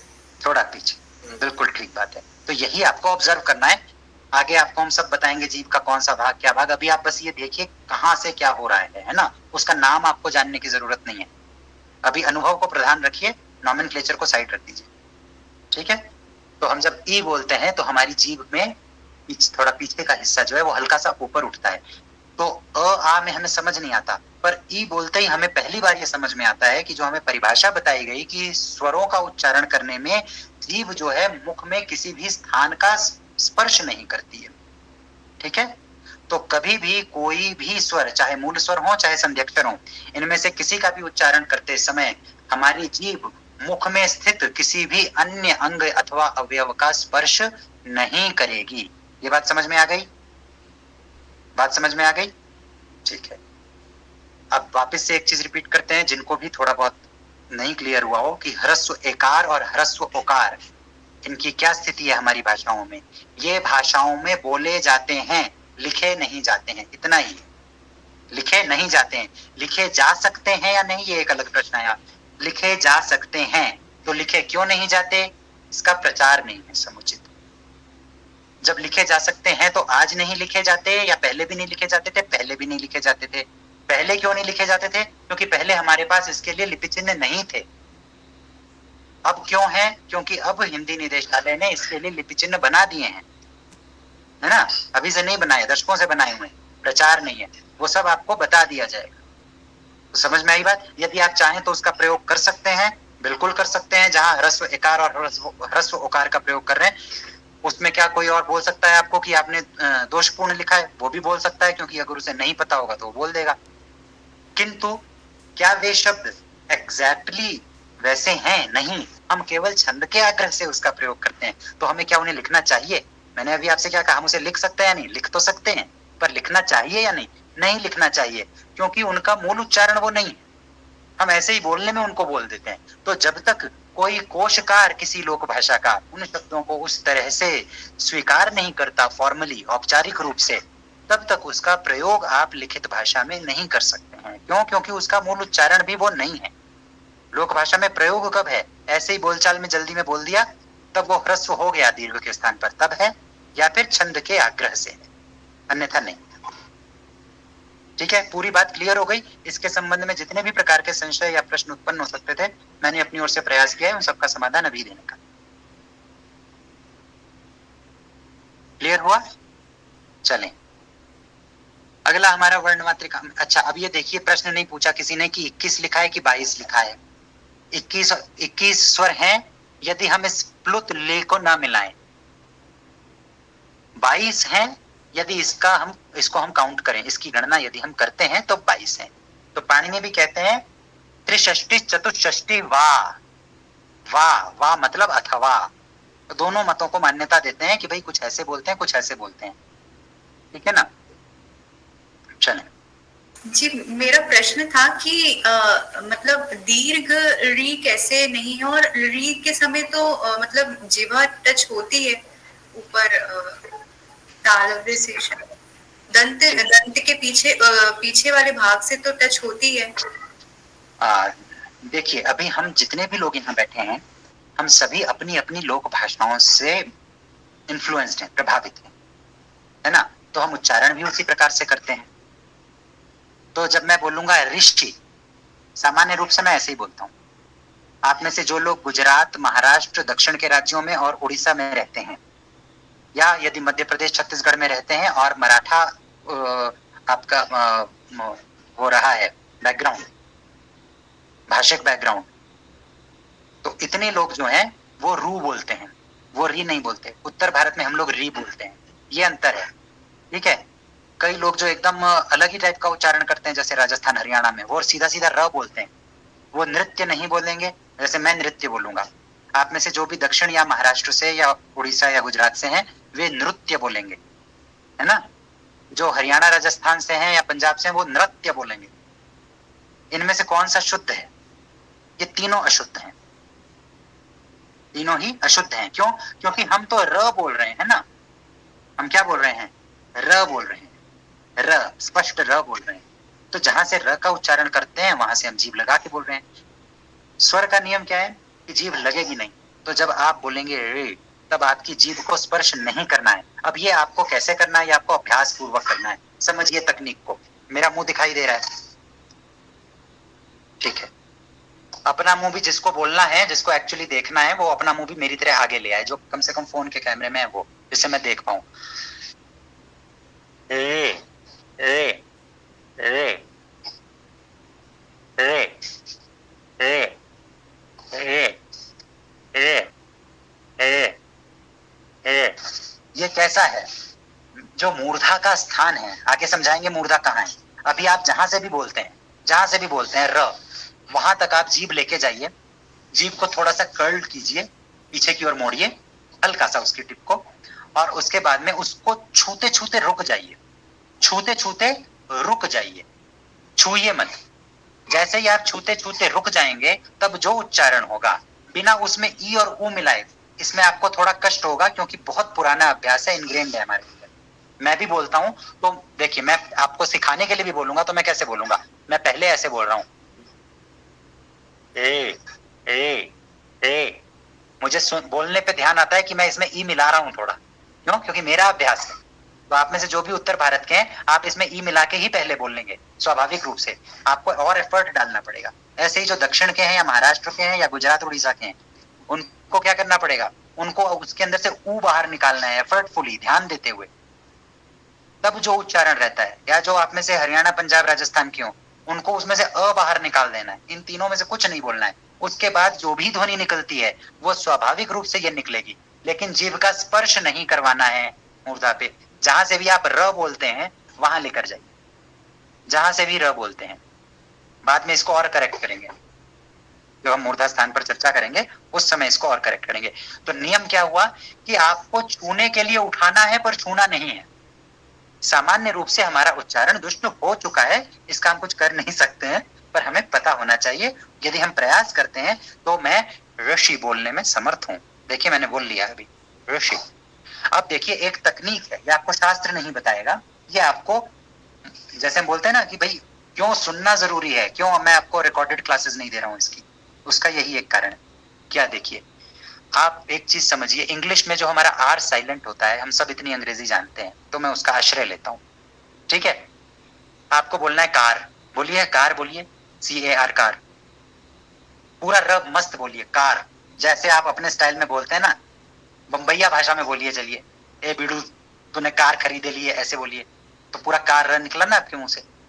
तो जो आपका र निकल रहा है ये हम इंडियन स्टाइल में बात करते हैं तब होता है। जब हमको बोला जाता है कि नहीं ठीक करिए, स्कूलों में मुख पीट के बताते हैं नो बेटा R is silent, it's not R it's R, से कार, फिर उसमें महाप्राणता भी घुसा देते हैं, एस्पायरेटेड बना देते हैं, कार भी नहीं बोलना है, कार भी नहीं बोलना है, से कार, है ना। तो अभी हम महाप्राणता में नहीं जा रहे, उसका जो आर साइलेंट करते हैं आप अंग्रेजी के शब्दों में, जहां जहां आर साइलेंट करते हैं वहां उसको साइलेंट ना करें एग्जैक्टली, और थोड़ा सा बोलने का प्रयास करें और जीभ ना छुआएं।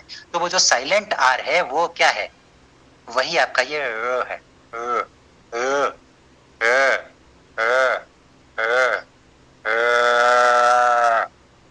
ठीक है। ब्लूथ करवा दिया मुझसे इतना लंबा बुलवा के, ठीक है। अब आप इसका अभ्यास कीजिएगा। 50 मिनट बचे हैं, मैं सारे समय यही बोलता रह जाऊंगा, आगे बढ़ना है। चलें, अभ्यास का विषय है। प्रिया जी स्पष्ट हुआ? हाँ स्वप्न। बस आखिरी वाले में तो होगी जीवा मतलब टच। किसमें हो रही है, किसमें हुई बताइए? ये 5वें में, ए में। मेरा भी उसी के बारे में सवाल था। हाँ अच्छा चलो यार, आप लोग आज ही करवाओगे मुझसे ये, मुझे अगली क्लास में पढ़ाना है आपको, जब मैं इन उच्चारण स्थानों पे आऊंगा। मेरा आज का अगर रहा तो क्लास खींच दूंगा, फिर खाना पीना लेके बैठे रहना आपने सब लोग। चलो सुनो, पूछ लिया तो देखो, जैसे इसका स्थान आपको मैंने मूर्धा बताया, तो वैसे ही ऋतुलसानाम दंता, इसका स्थान दांत है। तो जो काम अभी आप इसके लिए कर रहे थे कि छू रहे हैं उच्चारण स्थान को, छू नहीं रहे हैं, वहां तक जा रहे हैं बिना छुए, जीभ को लौटा ला रहे हैं, वही काम आपको इसके साथ करना है। बहुत डिटेल में अभी नहीं जाऊंगा, थोड़ी देर बाद जाऊंगा, ठीक है। थोड़ी देर नहीं, थोड़े दिन बाद जाऊंगा। तो आपको क्या करना है, मैं आपको स्थान बता दे रहा हूँ, तकनीक बता दी है, आपसे जैसा प्रयास बन पड़ता है करिए। जिस दिन हम इस पर चर्चा करेंगे उस दिन पूरा उच्चारण सिखाएंगे, ठीक है। आपको जीभ लेके कहाँ जानी है, दांत पे, पर दांत पे छुआनी नहीं है, ठीक। छूते छूते रह जाना है और बोलिए अब नॉर्मल बोलिए ल ल ल। अच्छा, अंग्रेजी के प्रभाव से हम जो है अब ल को बिल्कुल भी दांत से नहीं बोलते, मैं भी नहीं बोलता हूँ, हम वर्ष से बोलते हैं। कुछ शिक्षाओं में आता भी है कि ल जो है और न जो है ये वर्त्स्य हैं, परंतु हम अभी वर्त्स्य नहीं मान रहे, हम पाणिनि को फॉलो कर रहे हैं। तो पाणिनि को फॉलो करने के कारण से आपको इस समय आपकी जीभ चाहे जहां घूमती टहलती हो ल बोलने के लिए, मेरे कहने से आप इस समय अपनी जीभ को दांत पर छुआ करके बोलिए ल ल ल ल ल। सब लोग मुंह ऊपर करो और फिर मुझे अपना मुंह दिखाओ, कहाँ जीभ छुआ रही है। जो लोग आगे आ सकते हैं आगे आ जाएं, मुंह को ऊपर कर लें। सर एक क्वेश्चन है, दांत को टच करनी है तो आउटर साइड में या इनर साइड में? मैम जीभ अंदर से आ रही है तो आउटर साइड में टच कैसे करेगी, फिर तो वो दांत को चाटना हो जाएगा। देखिए ये है दांत को आगे से छूना, तो है ना, आपको दांत का स्पर्श करना है, दांत को चाटना नहीं है। 1 मिनट, कोई आया है, मैं ज्वाइन कराऊं? हाँ, जिसने हाथ उठाया बोले, मैं देख नहीं पाया। हाँ स्वप्न बोलो। हाँ, ये बैक ऑफ द टीथ है या like bottom of the tongue? यहाँ पे है, यहाँ पे back of the teeth, tip of the teeth. हाँ, tip of the teeth, back से ही जीभ आएगी ना आपकी, जीभ आगे से तो नहीं, मतलब पीछे की तरफ जो आखिरी वाला है, टिप को ना टच करते हुए फिर से नहीं, आप टिप को टच करवाइए, आप एक बार टिप को टच कराइए। आप प्रयास करिए कि ल जो है वो जीभ के, वो आपके दांत के टिप को टच करते हुए। मैं दोनों तरफ से करके देखता हूँ। अब जो आपके लिए स्वाभाविक, थोड़ा मुझे ब्रिटिश लगता है, जो पहला वाला है सामान्य है, आप मराठी में ल जैसे बोलते हैं वैसे बोलिए। हेलो, आपका जीभ कहाँ लगी? ये दांतों के भी थोड़ा पीछे है। हाँ, लेकिन अब मैं कह रहा हूँ आप मराठी भी गलत बोल रहे हैं, फिर आप थोड़ा सा आगे लाइए, हम सब लोग अपनी भाषाएं गलत, मैं भी हिंदी गलत बोल रहा हूँ। हाँ, अब आप स्वाभाविक रूप से दांत के जिस भी स्थान पर जीभ को छुआ करके ल बोल सकते हैं वैसे बोल लीजिए। ल। हाँ, दांतों का पीछे वाला पार्ट। अभी के लिए इतना ही ध्यान रखिए, ठीक है, कि दांत को छूना है, दांत पे कहीं भी छू लीजिए, जब हम इस पे आएंगे तब डिटेल में जाएंगे, ठीक है।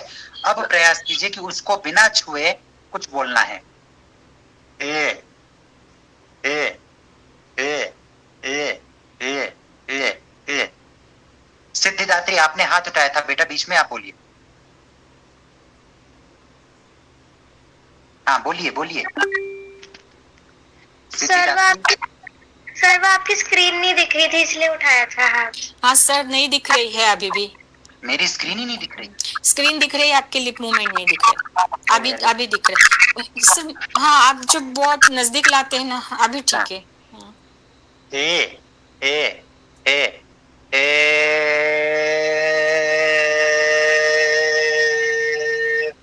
ए मैं अब आपको मेरा मुंह देखने से दूर से, क्योंकि कैमरे में है तो नहीं होगा, पर आपको मेरे बताने से ये बात माननी चाहिए कि मेरी जीभ कहीं छू नहीं रही है ऊपर, बिना छुए मैं बोल पा रहा हूं।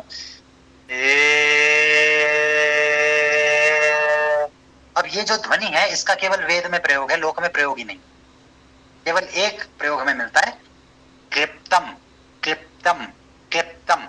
आप में से जिन भी लोगों ने इसको पूर्व में कभी पढ़ा है उन्होंने ऐसे पढ़ लिया होगा कि ये लिखा है लरी, परंतु ये लरी नहीं होता है। जो भी पढ़ाता है गलत पढ़ाता है। इसमें रेप की ध्वनि नहीं है, इसमें र मिला हुआ नहीं है, और नीचे उस मात्रा की जैसी जो आकृति है उसके कारण बोलते हैं। वो भी सब बताऊंगा कि कैसे लिखना है, बाद में बताऊंगा आगे की क्लासेस में। अब मैं आगे चलूं, मुझे ये खत्म करना है आज, वरना आपकी क्लास 18 तारीख से आगे निकालनी पड़ जाएगी मुझे। चलूं? चलिए, अब देखिए, अन्वक भवति व्यंजनम। व्यंजन को क्या होता है? आवश्यकता होती है स्वरों की। किसकी? स्वरों की। अब आप देखिए, मैंने जो यहाँ वर्णमाला लिखी हुई है ये व्यंजन वाली, इसमें टोटल 33 है, क से म तक। क से म तक सबके कैमरे ऑफ हो जाते हैं एक साथ। चलो, क से म तक ये है 5x5 का ग्रिड। इसको बोलते हैं स्पर्श व्यंजन। क्या बोलते हैं? स्पर्श व्यंजन। क्योंकि आपकी जीभ स्पष्ट रूप से स्पर्श करती है, स्पर्श करती है कहीं ना कहीं, है ना? तो आपको क्या समझ में आया? जहां स्पर्श कर रही है तो उनको स्पर्श व्यंजन कहेंगे या फिर स्पृष्ट कहेंगे। इनका प्रयत्न स्पृष्ट होता है। आगे हम प्रयत्न पढ़ेंगे तब बताऊंगा। चलिए, अभी स्पर्श व्यंजन याद रखिए। इनको कहते हैं स्पर्श व्यंजन। जीभ का स्पष्टता आपको पता होगा कि जीभ कहीं हिली है, कहीं उसने छुआ है कुछ, और इससे आपको पता लग रहा है। आ गया समझ में? अब आप यर लव वाली लाइन में आ जाए। यर लव, इनको कहते हैं अंतस्थ। अंतस्थ, अंतस्थ मतलब ये अंदर ही स्थित रहते हैं, पूरे पूरे बाहर नहीं निकलते, इसलिए इनका नाम है अंतस्थित रहने वाले, अंतस्थ। और इन्हीं का एक नाम होता है अर्धस्वर। क्या होता है? अर्धस्वर। ये सब लिख लीजिए, अर्धस्वर, अर्धस्वर, ठीक है। आधे स्वर कहते हैं इनको, सेमी वावल्स कहते हैं, ठीक है। नीचे वाली लाइन जो है वो क्या है? श श स ह, ठीक है। श श स ह, श श स ह, श श स ह, श श श श श श। मुंह देखो मेरा सब लोग, और अपना अपना मुंह दिखाओ। श श श श श श। दिखेगा नहीं क्योंकि जीभ अंदर काम कर रही है, आगे दांत आ जाएंगे इसको बोलने में, है ना। अगर मैं अब इसको आकार के माध्यम से बोल रहा हूं, इसमें अभी मैं अ मिला के बोल रहा था, अब मैं आ मिला के बोलता हूं, ठीक है। शा शा शा शा। तो अब क्या होता है? जो श है वो मैं वहां से बोलता हूं जहां से मैं ई बोल रहा था, और जो पेट कटा श है, मूर्धन्य श बोलते हैं, वो मैं वहां से बोल रहा हूं जहां से मैं री बोल रहा था। जो आपको अभी री बोलना बताया ना, जीभ को घुमा के कर्ल करना है, वही स्थान है श का, ठीक है। तो दोनों श में ये अंतर है। आजकल हमारे यहाँ पे इसमें भेद रह नहीं गया लोगों के बोलने में, परंतु ये अंतर है, इसका हमें ध्यान रखना है, ठीक। स ह आप लोग जानते हैं। अब देखिए, एक चीज जो है वो भिन्न है जो हमने स्कूल में पढ़ा है उससे। क्या भिन्न है? कि यहाँ पर जो आपको ऑर्थोग्राफी में मैंने लिखकर दिखाया हुआ है, इसमें सबके नीचे हल लगाया है ना, हल लगाया है। अब हमें एक चीज माननी है कि शास्त्र की प्रक्रिया के लिए, केवल और केवल शास्त्र की प्रक्रिया के लिए हम अ मिला करके बोलते हैं। तमिल जब आप जिन लोगों ने भी सीखी है, अब आजकल पता नहीं कैसे सिखाते होंगे, मुझे नहीं मालूम है, पर जब हमने समझी थी तब का आपको बताता हूँ। तमिल में जब आपको व्यंजन बोलना सिखाया जाता है, तो जैसे हम बोल रहे हैं ना क ख ग घ, हम ऐसे बोलते हैं। वहां पे कैसे हमको सिखाते थे? इक, इच, इट, इत, इप, वो बाद में नहीं लगाते थे। जैसे मैं तो क की जो ध्वनि है उसमें अ मिलाऊंगा तब क निकलेगा पूरा, है ना। बिना अ स्वर के मैं क नहीं बोल सकता। तो लॉजिक क्या है? लॉजिक ये है कि स्वर जो है उसकी ध्वनि या तो शुद्ध व्यंजन से पहले होनी चाहिए या शुद्ध व्यंजन के बाद होनी चाहिए, उसके बिना आप उसका उच्चारण नहीं कर सकते। तो हमारे यहाँ जो परिपाटी है वो है उसमें मिला करके, अकार को मिला करके बोलने की। अब इसका कोई लॉजिक नहीं है कि अ क्यों मिलाया, अ इसीलिए मिलाया, क्यों? क्योंकि अ पहला वर्ण है, अ पहला स्वर है, तो उसके माध्यम को ले लिया जाता है। आपका मन कर रहा है नहीं मुझे एकदम अलग ही लीक पे चलना है, आप ई से बोलने लग जाइए, आप कीखी गी चीची जीजी पढ़िए, कोई प्रॉब्लम नहीं है उसमें। कखा गग मत पढ़ाइए बच्चों को, वो कोई समस्या नहीं है। ठीक, तो ये केवल शास्त्र की प्रक्रिया के लिए और बोलने में हमें समझ में आ जाए, इसलिए हम अकार के आश्रय से चीजों को पढ़ते हैं। ये आवश्यक क्यों है, अनिवार्य क्यों है? क्योंकि इसके बिना उच्चारण ही संभव नहीं है शुद्ध व्यंजन का। स्वर या तो आपको पहले लगाना पड़ेगा या बाद में लगाना पड़ेगा। बाद में लगाना अधिक सरल होता है ध्वनि समझाने के लिए, और वो भी आकार को लगाना अधिक सरल होता है समझाने के लिए। इतना ही प्रयोजन है कि हमें क ख ग घ पूरा लिखकर पढ़ाया जाता है। बाकी शुद्ध व्यंजन की ध्वनि जो है वो जो यहाँ पे मैंने लिखा है इस अक्षर से, इस लिपि चिन्ह से निरूपित होती है। क्या मैं इस शुद्ध लिपि चिन्ह का उच्चारण भी करने में समर्थ हूँ बिना किसी स्वर की सहायता के? नहीं हूँ। तो मैं इसका उच्चारण आपको करके बता नहीं पाऊंगा, ना आप मुझे करके बता पाएंगे। तो हम क्या करेंगे, हम इसमें अ मिला देते हैं और अब हम उच्चारण करके देखते हैं। क ख ग घ ङ, च छ ज झ ञ, ट ठ ड ढ ण, त थ द ध न, प फ ब भ म, य र ल व श श स ह। ये था, समझ में आया? ये शुद्ध उच्चारण है।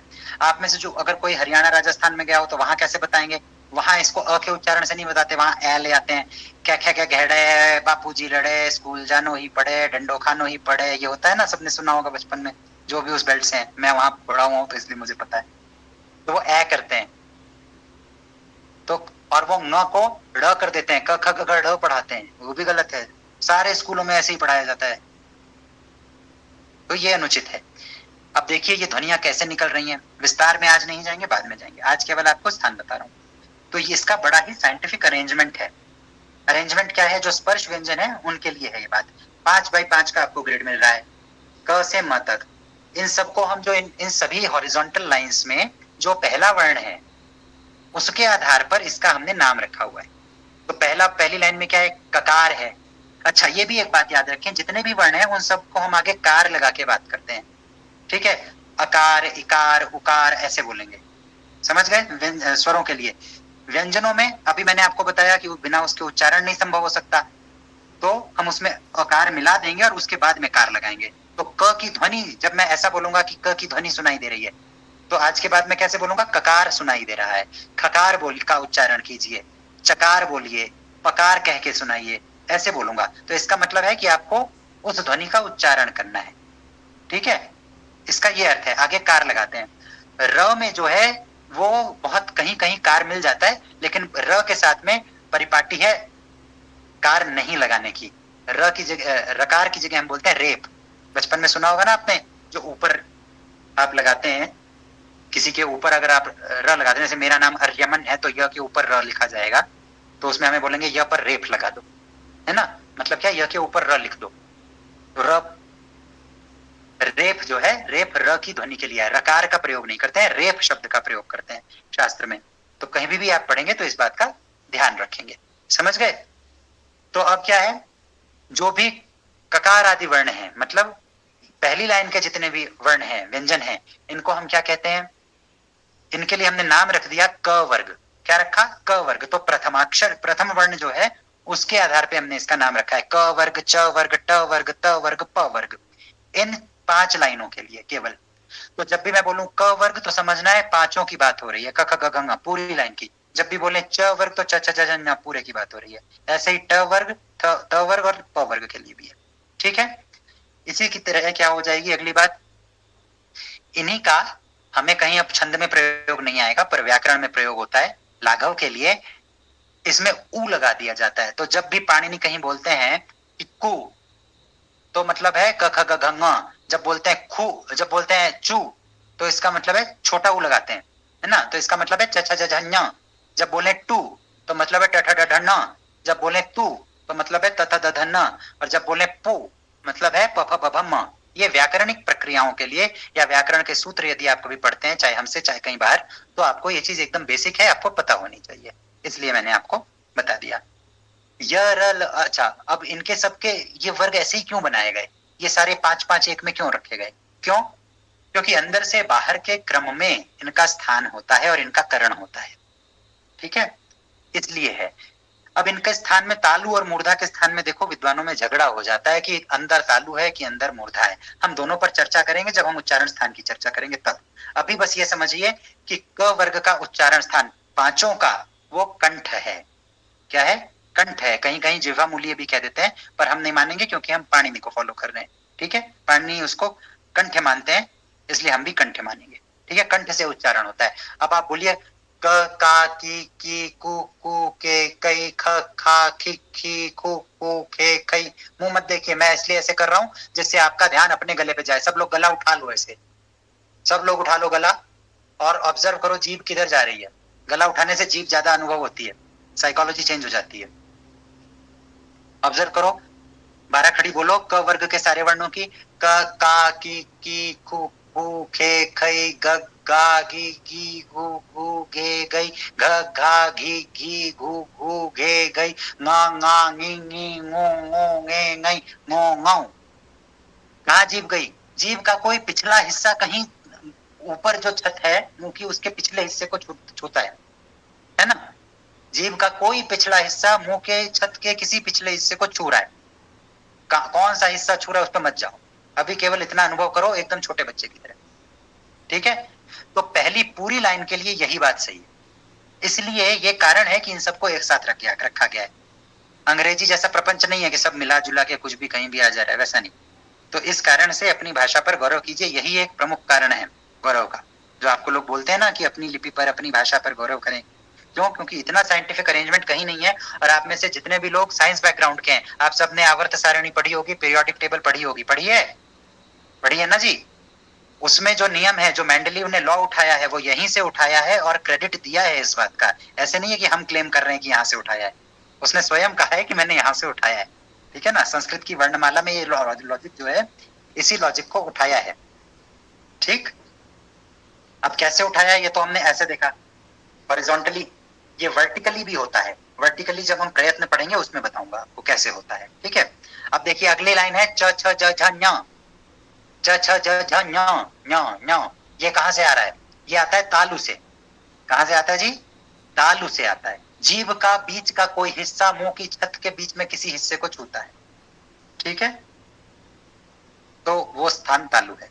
अभी हम बाद में बात करेंगे कि आप कितना सही छूते हैं, कितना गलत छूते हैं, बाद में चर्चा करेंगे। ये च छ ज झ ञ है। तीसरे पे आ जाइए, ये मूर्धा का स्थान है। पहला था कंठ, दूसरा है तालु, तीसरा है मूर्धा। मूर्धा, इसमें जीभ के आगे का कोई स्थान मुंह की छत के आगे के किसी भाग को छुएगा। अब इसमें आप में से अगर किसी ने पढ़ रखा हो कि मूर्धा पीछे होती है तो मुझसे लड़ाई कर सकता है, तो कोई प्रॉब्लम नहीं है। मैं आपको दोनों मत बताऊंगा क्योंकि विद्वान दोनों बातें कहते हैं, तो हम दोनों पर चर्चा बाद में आराम से विस्तार से करेंगे, ठीक है।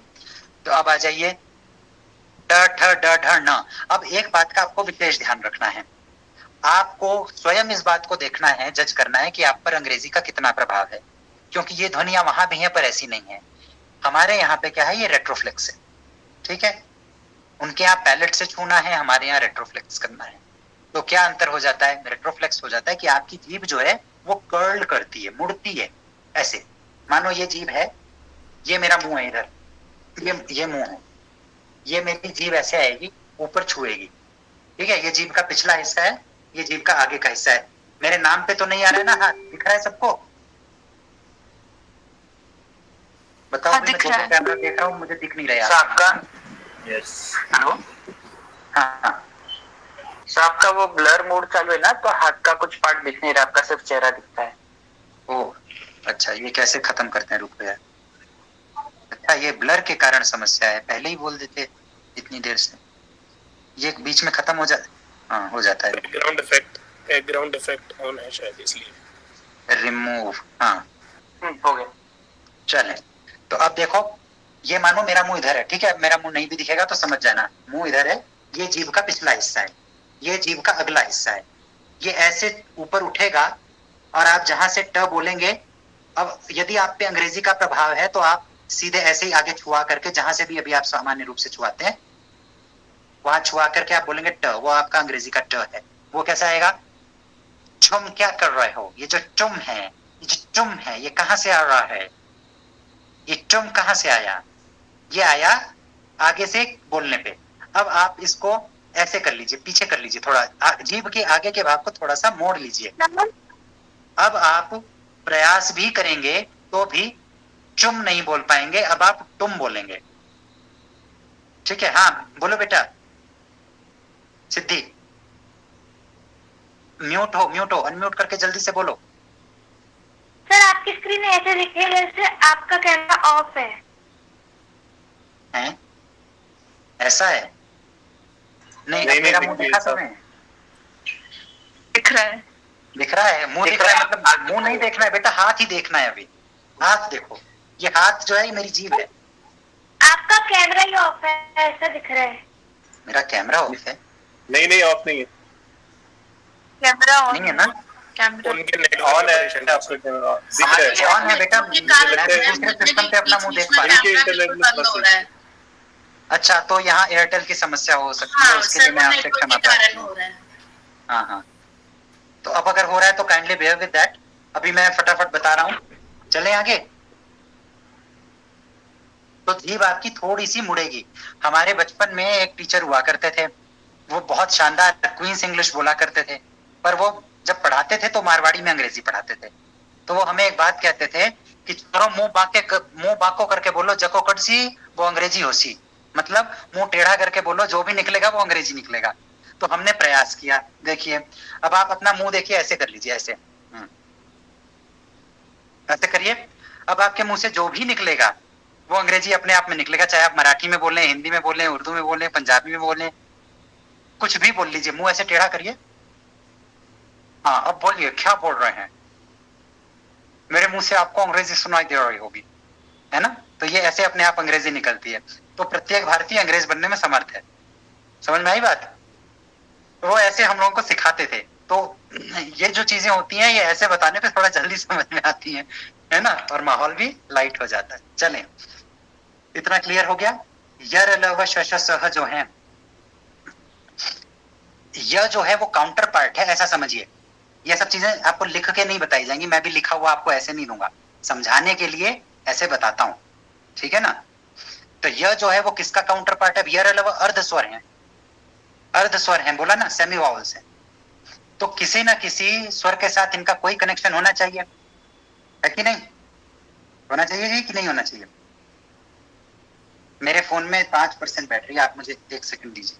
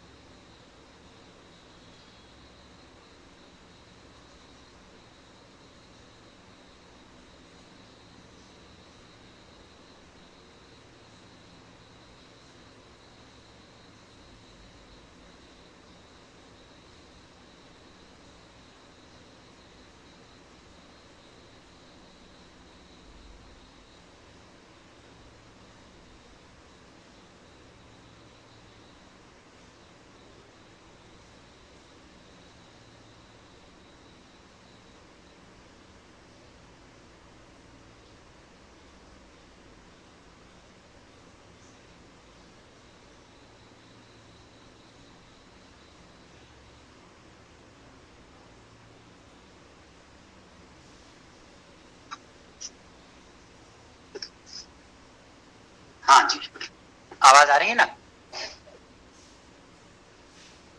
ठीक, मैं क्या बता रहा था? अर्धस्वर है। तो यह जो है वो ई का काउंटर पार्ट होता है। याद रखने के लिए, तकनीक समझने के लिए।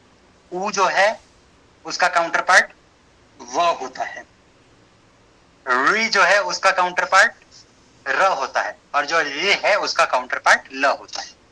क्लियर हो गया? इस बात को ऐसे ही याद रखना जिससे समझने में सरलता हो जब हम मुंह के अंदर की गतिविधियों पे ध्यान देंगे उस समय। ठीक है? श श स ह, दोनों श में अंतर बता दिया। जो तीसरा स है वो दांत से आता है, दांत से आता है। अब देखिए जो ट ठ ड ढ न है उसका स्थान, और ये जो पेट कटा श होता है षटकोण वाला, इसका स्थान ये एक ही जैसा होता है। इनको बोलते भी ऐसे ही है, जीभ को पीछे हल्का सा मोड़ के। ठीक है? हाँ आपको पता ही है, आए बहुत देर पढ़ा दिया। हाँ, ये जो रिलैक्स की ध्वनि होती है ये ह है ना, ये कहां से आती है? ये कंठ से आती है। अकुह विसर्जनीया नाम कंठ। आगे बताएंगे सूत्र तब देखेंगे। चलें फटाफट आगे। एक ये ध्वनि है, इसको बोलते हैं दुष्पृष्ट। क्या बोलते हैं? दुष्पृष्ट। ये इसको उत्तर भारत के लोग जानते हैं, मराठी वाला ल ऐसे बोलते हैं ना, बोल नहीं पाते, तो हमारे यहाँ इसको बोला जाता है मराठी वाला ल। तो उत्तर भारत में भी जो गंगा यमुना का प्लेन है उसके अतिरिक्त बाकी जगह पे है, ये मारवाड़ी में है, हरियाणवी में है, पंजाबी लोग भी बोलते हैं, बंगाल में नहीं बोलते, बिहार में नहीं बोलते, यूपी में नहीं बोलते, मध्य प्रदेश के ऊपरी भाग में नहीं बोलते, और छत्तीसगढ़ के ऊपरी भाग में नहीं बोलते, पूरे में भी नहीं बोलते होंगे, मतलब जहां जहां मराठा इन्फ्लुएंस है वहां बोलते हैं। गुजराती में भर भर के है, उड़िया तो इसके बिना बात ही नहीं करते, है ना। असम में नहीं बोलते, मतलब ऊपर इस क्षेत्र में नहीं बोलते, उत्तर और पूर्वी क्षेत्र में, बाकी सारे भारत में यह है। परंतु ये पता नहीं है कि लिखा कैसे जाता है। राजस्थानी में है, राजस्थान के लोग जब राजस्थान की भाषा में लिखते हैं तब उसका प्रयोग भी कर लेते हैं, पर संपूर्ण रूप से लोगों को अवेयरनेस नहीं होती है, इसलिए कई बार नहीं भी करते हैं। इसके स्थान पर ल का प्रयोग करते हैं। यह है दुष्पृष्ट। इसका नाम दुष्पृष्ट क्यों है? क्योंकि यह स्पृष्ट तो है, इसके लिए भी जीभ छूती है, लेकिन यह बोलने में कठिन पड़ता है। यह है ल ल ल ल ल और ड़ दोनों को मिला दीजिए तब जैसी ध्वनि उत्पन्न होगी वो ल है। मराठी वाले लोगों की गर्दन घूमती हुई मैं देख रहा हूं, बाकी लोगों का चेहरा ऐसे है ना, तो ल है। सर साउथ इंडियन लैंग्वेजेस में तो और एक है ना, ये से तो और देवनागरी के समय पढ़ाऊंगा, वो बाद में जब देवनागरी पढ़ाऊंगा उस समय, अभी उसकी बात नहीं करेंगे प्लीज। अभी जो है हमें संस्कृत में देखना है, अभी केवल उसकी बात, ठीक है। वहां पे और है जो तमिल शब्द है वो वही उस तमिल भाषा में जो तमिल शब्द में जो ल है वो वही है तीसरा वाला जो आप कह रही हैं। तमिल में एक न भी एक्स्ट्रा है, तमिल में एक र भी एक्स्ट्रा है, मराठी में भी आपके र दूसरे तरह से लिखा जाता है। सब कुछ बताऊंगा, सब कवर करूंगा, आज नहीं, ठीक है। चलें अब देखिए ळ, ये ळ जो है इसी का एक महाप्राण भी होता है, उसको गिना नहीं जाता है, पाणिनि नहीं गिनते, ठीक है। किसी किसी शिक्षा में गिनते हैं। इसमें इतनी लड़ाइयां हैं संस्कृत के आचार्यों में कि हम नहीं बात कर सकते उस पर, बस हम बता रहे हैं। वो इसको गिनते नहीं है पर इसका प्रयोग बताते हैं। जो ब्रैकेट में लिखा है ये उसी का एस्पायरेटेड वर्जन है। सांस में अरे बोलते हुए आपको हवा निकालनी है तो बोले ळ और बोलेंगे ढ, ळ ढ ळ ढ। उदाहरण बता रहा हूं आपको, ये सारे अक्षर एक एक की डिटेलिंग बाद में बताऊंगा, अभी बहुत शॉर्ट में हम कवर कर रहे हैं सारी चीज। ळ का प्रयोग कहाँ है संस्कृत में? लौकिक संस्कृत में इसका प्रयोग नहीं है, लौकिक संस्कृत में प्रयोग नहीं है, वैदिक में है, ठीक है। वैदिक में प्रयोग है, लौकिकी में नहीं है, इस बात को जानिए। उसके बाद सीधे आज की भाषाओं में है ना। अब ये जो ळ है वेद में भी इसका प्रयोग कहाँ है? देखिए पहला मंत्र क्या आता है, पहली ऋचा क्या आती है? अग्निमीळे पुरोहितम आती है, अग्निमीळे। अब एक्चुअली क्या है, आप उसको लिखते कैसे आप देखेंगे, अग्निमीडे पुरोहितम लिखा हुआ आप देखेंगे, है ना। पर इसका विधान है व्याकरण का कि जब भी एक स्वर लेफ्ट में हो एक स्वर राइट में हो और बीच में ड जो है वो सैंडविच हो जाए तो ऐसे ड का उच्चारण ळ कर दिया जाए, ये नियम है, ठीक। ऐसा ड जिसके ठीक पहले स्वर आ रहा है और ठीक बाद में भी स्वर आ रहा है उसको ड न बोल करके ळ कहा जाए, वेद में है। हम इसका अपने रेगुलर यूज में इसको फॉलो नहीं करते हैं, ठीक है ना। कोई शब्द बोलो जिसमें बीच में ड आता हो आज की भाषा का। डंडा, डंडा, डंडा नहीं मैडम, नहीं हो पाएगा, बीच में ड नहीं आया ना। प्रताड़ना है, प्रताड़ना अच्छा प्रताड़ना है। देखिए संस्कृत में प्रताड़ना है, हिंदी में प्रताड़ना है ना। संस्कृत में ड़ और ढ़ नहीं होते, जिनको हम उत्क्षिप्त कहते हैं ना, उत्क्षिप्त ड़ और ढ़, जो ड और ढ के नीचे एक बिंदी लगा के हम बनाते हैं, जो पढ़ने और पढ़ने में होता है, वो पढ़ गया, क्यों इतना गिरते पढ़ते रहते हो, पढ़ाई कर लो। तो जो ड़ और ढ है ना, ड़ और ढ, ये ड और ढ के नीचे बिंदी लगा के हम बना देते हैं दो साउंड्स। ये दोनों संस्कृत में नहीं है, संस्कृत में क्रीड़ा है। अब देखिए लौकिक शब्द है क्रीड़ा, तो वहां हम क्रीड़ा ही बोलेंगे, परंतु यदि वेद में होता तो हम इसको क्रीड़ा बोलते, क्योंकि पहले ई है, जो क्री में लगा है ई वो पहले है, फिर ड है और फिर क्या है, आ है, तभी तो वो डा बन रहा है ना, ड में आ मिला है, तो ड के ठीक बाद में क्या है, आ है, आ स्वर है, ड के ठीक पहले क्या है, क्रीड़ा का ई है ना। तो लेकिन लौकिक संस्कृत है तो क्रीड़ा का क्रीड़ा ही रहेगा। वैदिक में यही चीज क्या, यही शब्द अगर हमको बोलना होता है इस नियम से, तो हमें क्रीड़ा बोलना होता, ला ला ला ला। अब देखिए सुनने में, अब चूंकि हम ऐसे माध्यम से जुड़े हुए हैं तो हो सकता है आपको स्पष्ट ना हो, तो ड़ और ळ इनमें अंतर है, मराठी लोग समझते हैं, ड़ और ळ अंतर है। अब देखिए इस ळ का महाप्राण बनाएंगे, ये भी वेद में होगा। जब ढकार जो है ढ, यदि वो भी इसी तरह से ड बीच में आया तो ळ हो गया। जब ढ बीच में आएगा, सैंडविच बनेगा दो स्वरों के बीच में, तब वो ळ बन जाएगा। उसके लिए कोई अलग चिन्ह नहीं है, उसको ऐसे ही दिखाएंगे कि ळ के अंदर ही ह मिला के दिखा दिया जाता है, ऐसे ही करते हैं, ठीक है, अलग से कोई चिन्ह नहीं देते इसके लिए। महाप्राणता इसकी ऐसे एस्पायरेटेड वर्जन है इसका, वो ऐसे दिखाते हैं। क्लियर हुआ, एस्पायरेटेड फॉर्म ऐसे दिखाते हैं, ठीक है। चलिए तो उसका उदाहरण देखिए, एक शब्द आता है मी ढुशे, क्या आता है, मी ढुशे। अब उसमें मी ढुशे में क्या है, मी ढुशे, म के बाद में ई आ रहा है ना, मकार के बाद ई कार है, मी, फिर ढुशे है, तो ढकार है, उसमें छोटा ऊ मिला है, उकार आ रहा है, तो ढकार के पहले क्या है, मी वाला ई है, और ढकार के बाद क्या है, ढू वाला ऊ है। सैंडविच हो गया दो स्वरों में। जैसे ही ये दो स्वरों में सैंडविच हुआ तो ये वैदिक का नियम इसमें अप्लाई हो जाएगा, और ये क्या बोल दिया जाएगा जब वेद पाठ करेंगे, मीर हुशे मीर हुशे मीर हुशे, ऐसे करेंगे, ठीक है। इतना ही है। बाकी हमारा लौकिक संस्कृत में हम इसका, इन दोनों का प्रयोग कहीं नहीं देखेंगे। अब आपके मन में प्रश्न आएगा, बता दिए 2 गिना 1, तो भाई शास्त्र ऐसा ही करता है, तो मेरा दोष नहीं है, जो वो करता है वो मैं आपको बता रहा हूँ, ठीक है। I am just passing it on. चलें, अगला क्या है हमारे पास में, अयोगवाह है। अयोगवाह, अयोगवाह इनका नाम क्यों है, क्योंकि इनको पाणिनि ने पढ़ा नहीं है अलग से। इनका प्रयोग वो करते हैं पर इनको कहाँ नहीं पढ़ा है, पाणिनि द्वारा पठित नहीं है, तो भाषा में, व्याकरण में प्रयुक्त कैसे हो रहा है। पाणिनि द्वारा केवल माहेश्वर सूत्रों में प्रयुक्त नहीं है, जो हम आपको बताएंगे बाद में, इसलिए इनका नाम अयोगवाह है, ठीक है। अब एक बात ध्यान रखिए, जो स्कूलों में हमें पढ़ा दिया जाता है स्वरों में, वो स्वर नहीं है। भारत की किसी भी भाषा के स्कूल में आपने भारत की कोई भी भाषा पढ़ी हो, हिंदी, मराठी, बांग्ला, कुछ भी, सब स्कूलों में आपको क्या पढ़ाते हैं, अ आ इ उ ई ऋ ऋ ए ऐ ओ औ अम अ, ये पढ़ा देते हैं ना। ये जो अम अ होते हैं ये स्वर नहीं होते, एक्चुअली इनका नाम होता है विसर्ग, अनुस्वार, जिह्वामूलीय, उपध्मानीय। ये 4 होते हैं। क्या होते हैं, यही 4 होते हैं, अनुस्वार, विसर्ग, जिह्वामूलीय, उपध्मानीय, ठीक। और ये कैसे क्या होते हैं ये आपको हम कल पढ़ाएंगे।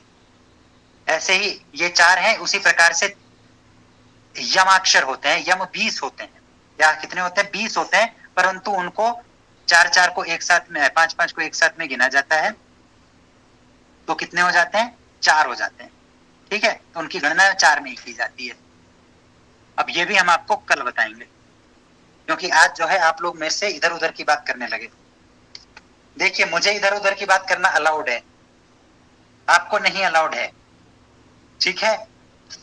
तो आपके जो डाउट्स हो आप लोग उन डाउट्स को रख दें, और अगर मैं बोलूं इसको हम बाद में करेंगे तो चर्चा उस पर बाद में करें, जिससे मेरा डेली का काम पूरा हो।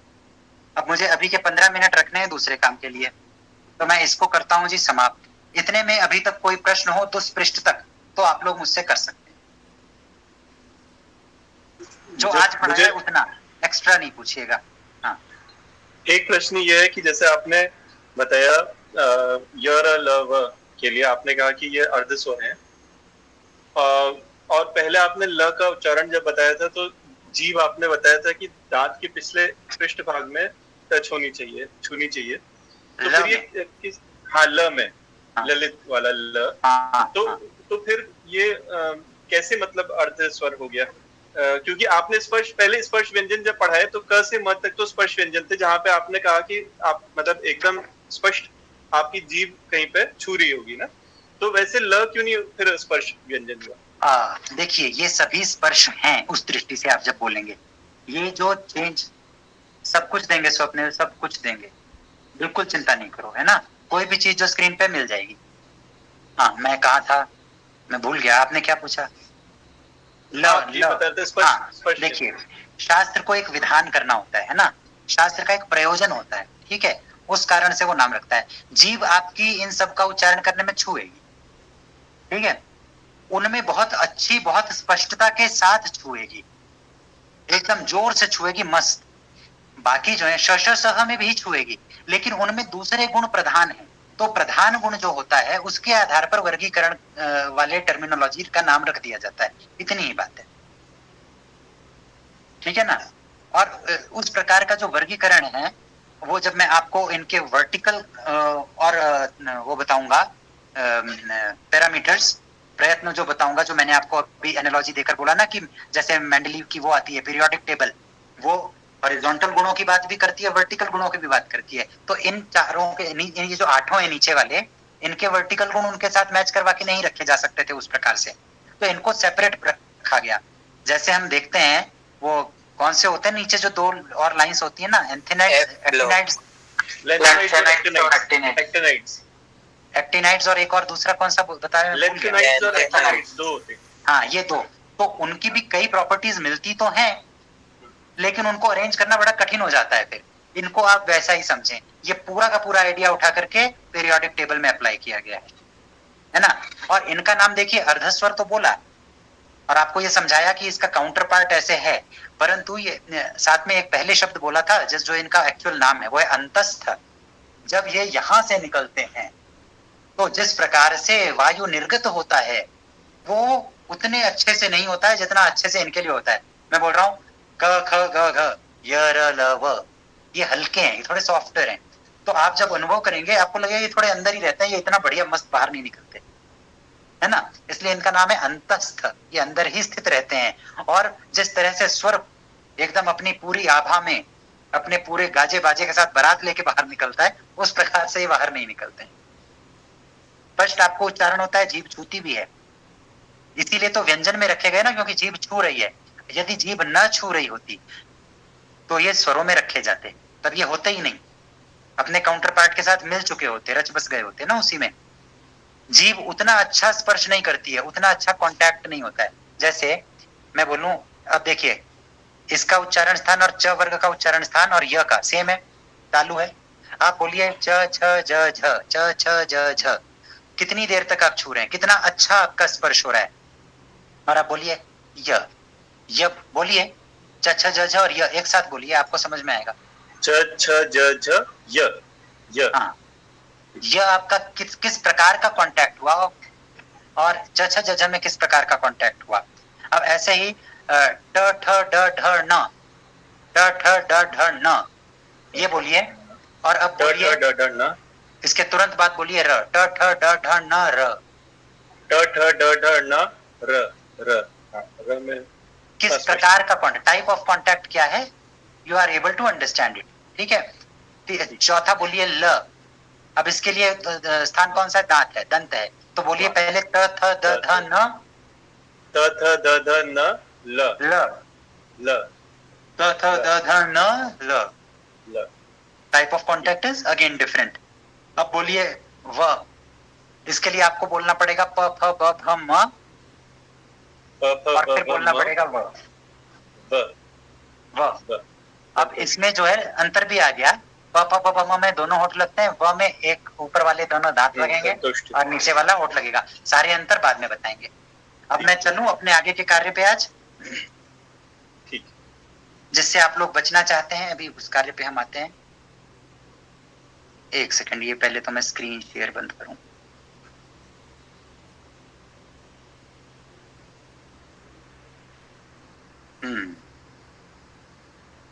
देखो, स्क्रीन शेयर करने के कारण मुझे आधे मुंह नहीं दिखते हैं।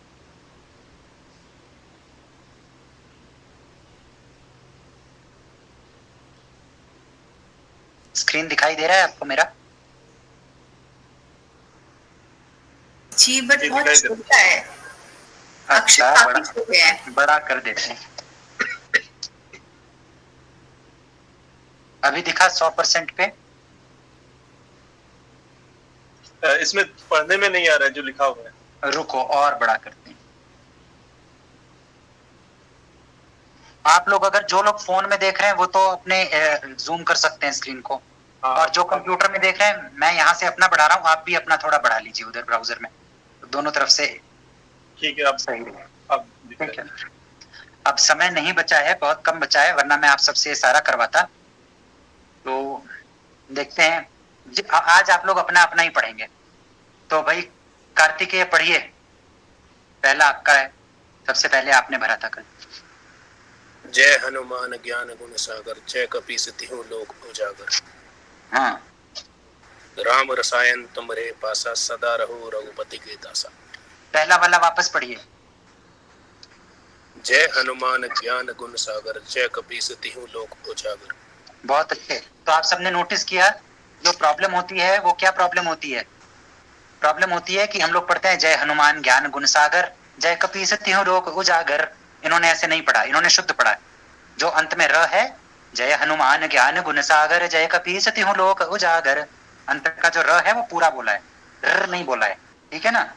तो इसका ध्यान रखना है कि जैसा लिखा है वैसा पढ़ना है। यदि अकार युक्त लिखा है तो अकार युक्त पढ़ना है। ठीक है बात?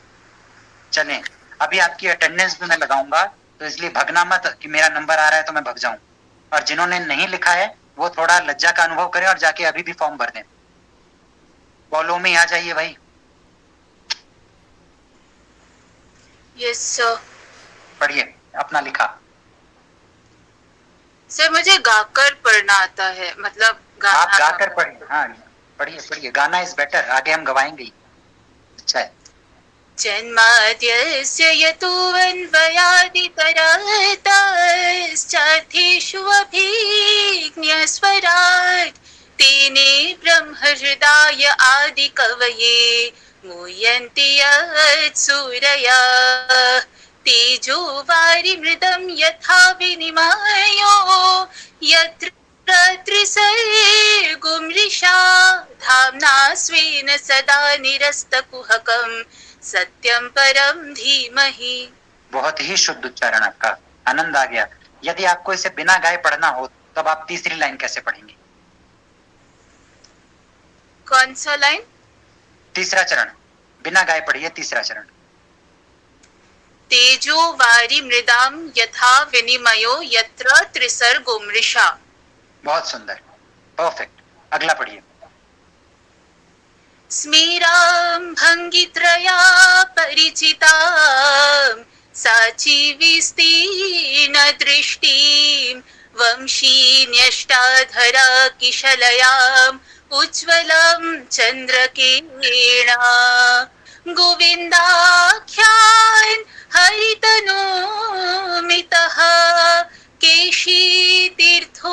केशीतीर्थोपकण्ठे मा प्रेक्षिष्ठास्तव यदि सखे बंधु संगे स्थिरंगः।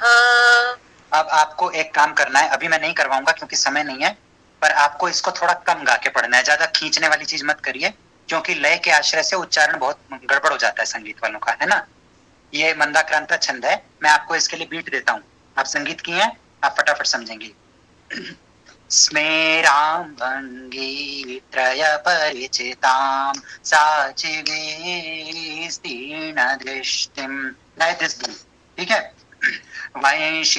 वंशीन्यस्ताधर किशलयाम् उज्ज्वलां चन्द्रकिरणा गोविन्दाख्यां हरितनोमितः केशितीर्थोपकण्ठे मा प्रेक्षिष्ठास्तव यदि सखे बंधु संगे स्थिरंगः बंधु संगे स्थिरंगः। Got it? क्योंकि आप जब गा रही हैं तो वो गायन कला के अंदर क्या होता है ना, गाने वाले अब छंद तो बताते नहीं है, तो सब हो जाता है चौपट। तो ह्रस्व का दीर्घ, दीर्घ का ह्रस्व बहुत गड़बड़ होता है। तो आपका केशी तीर्थ में शी जो है वो केशी हो रहा है, हरित नुमिता में नू हो रहा है, वो है नू। ठीक है, तो एफर्टफुली आपको संगीत की इस चीज को से बाहर आकर के इस पर ध्यान देना है। ठीक है।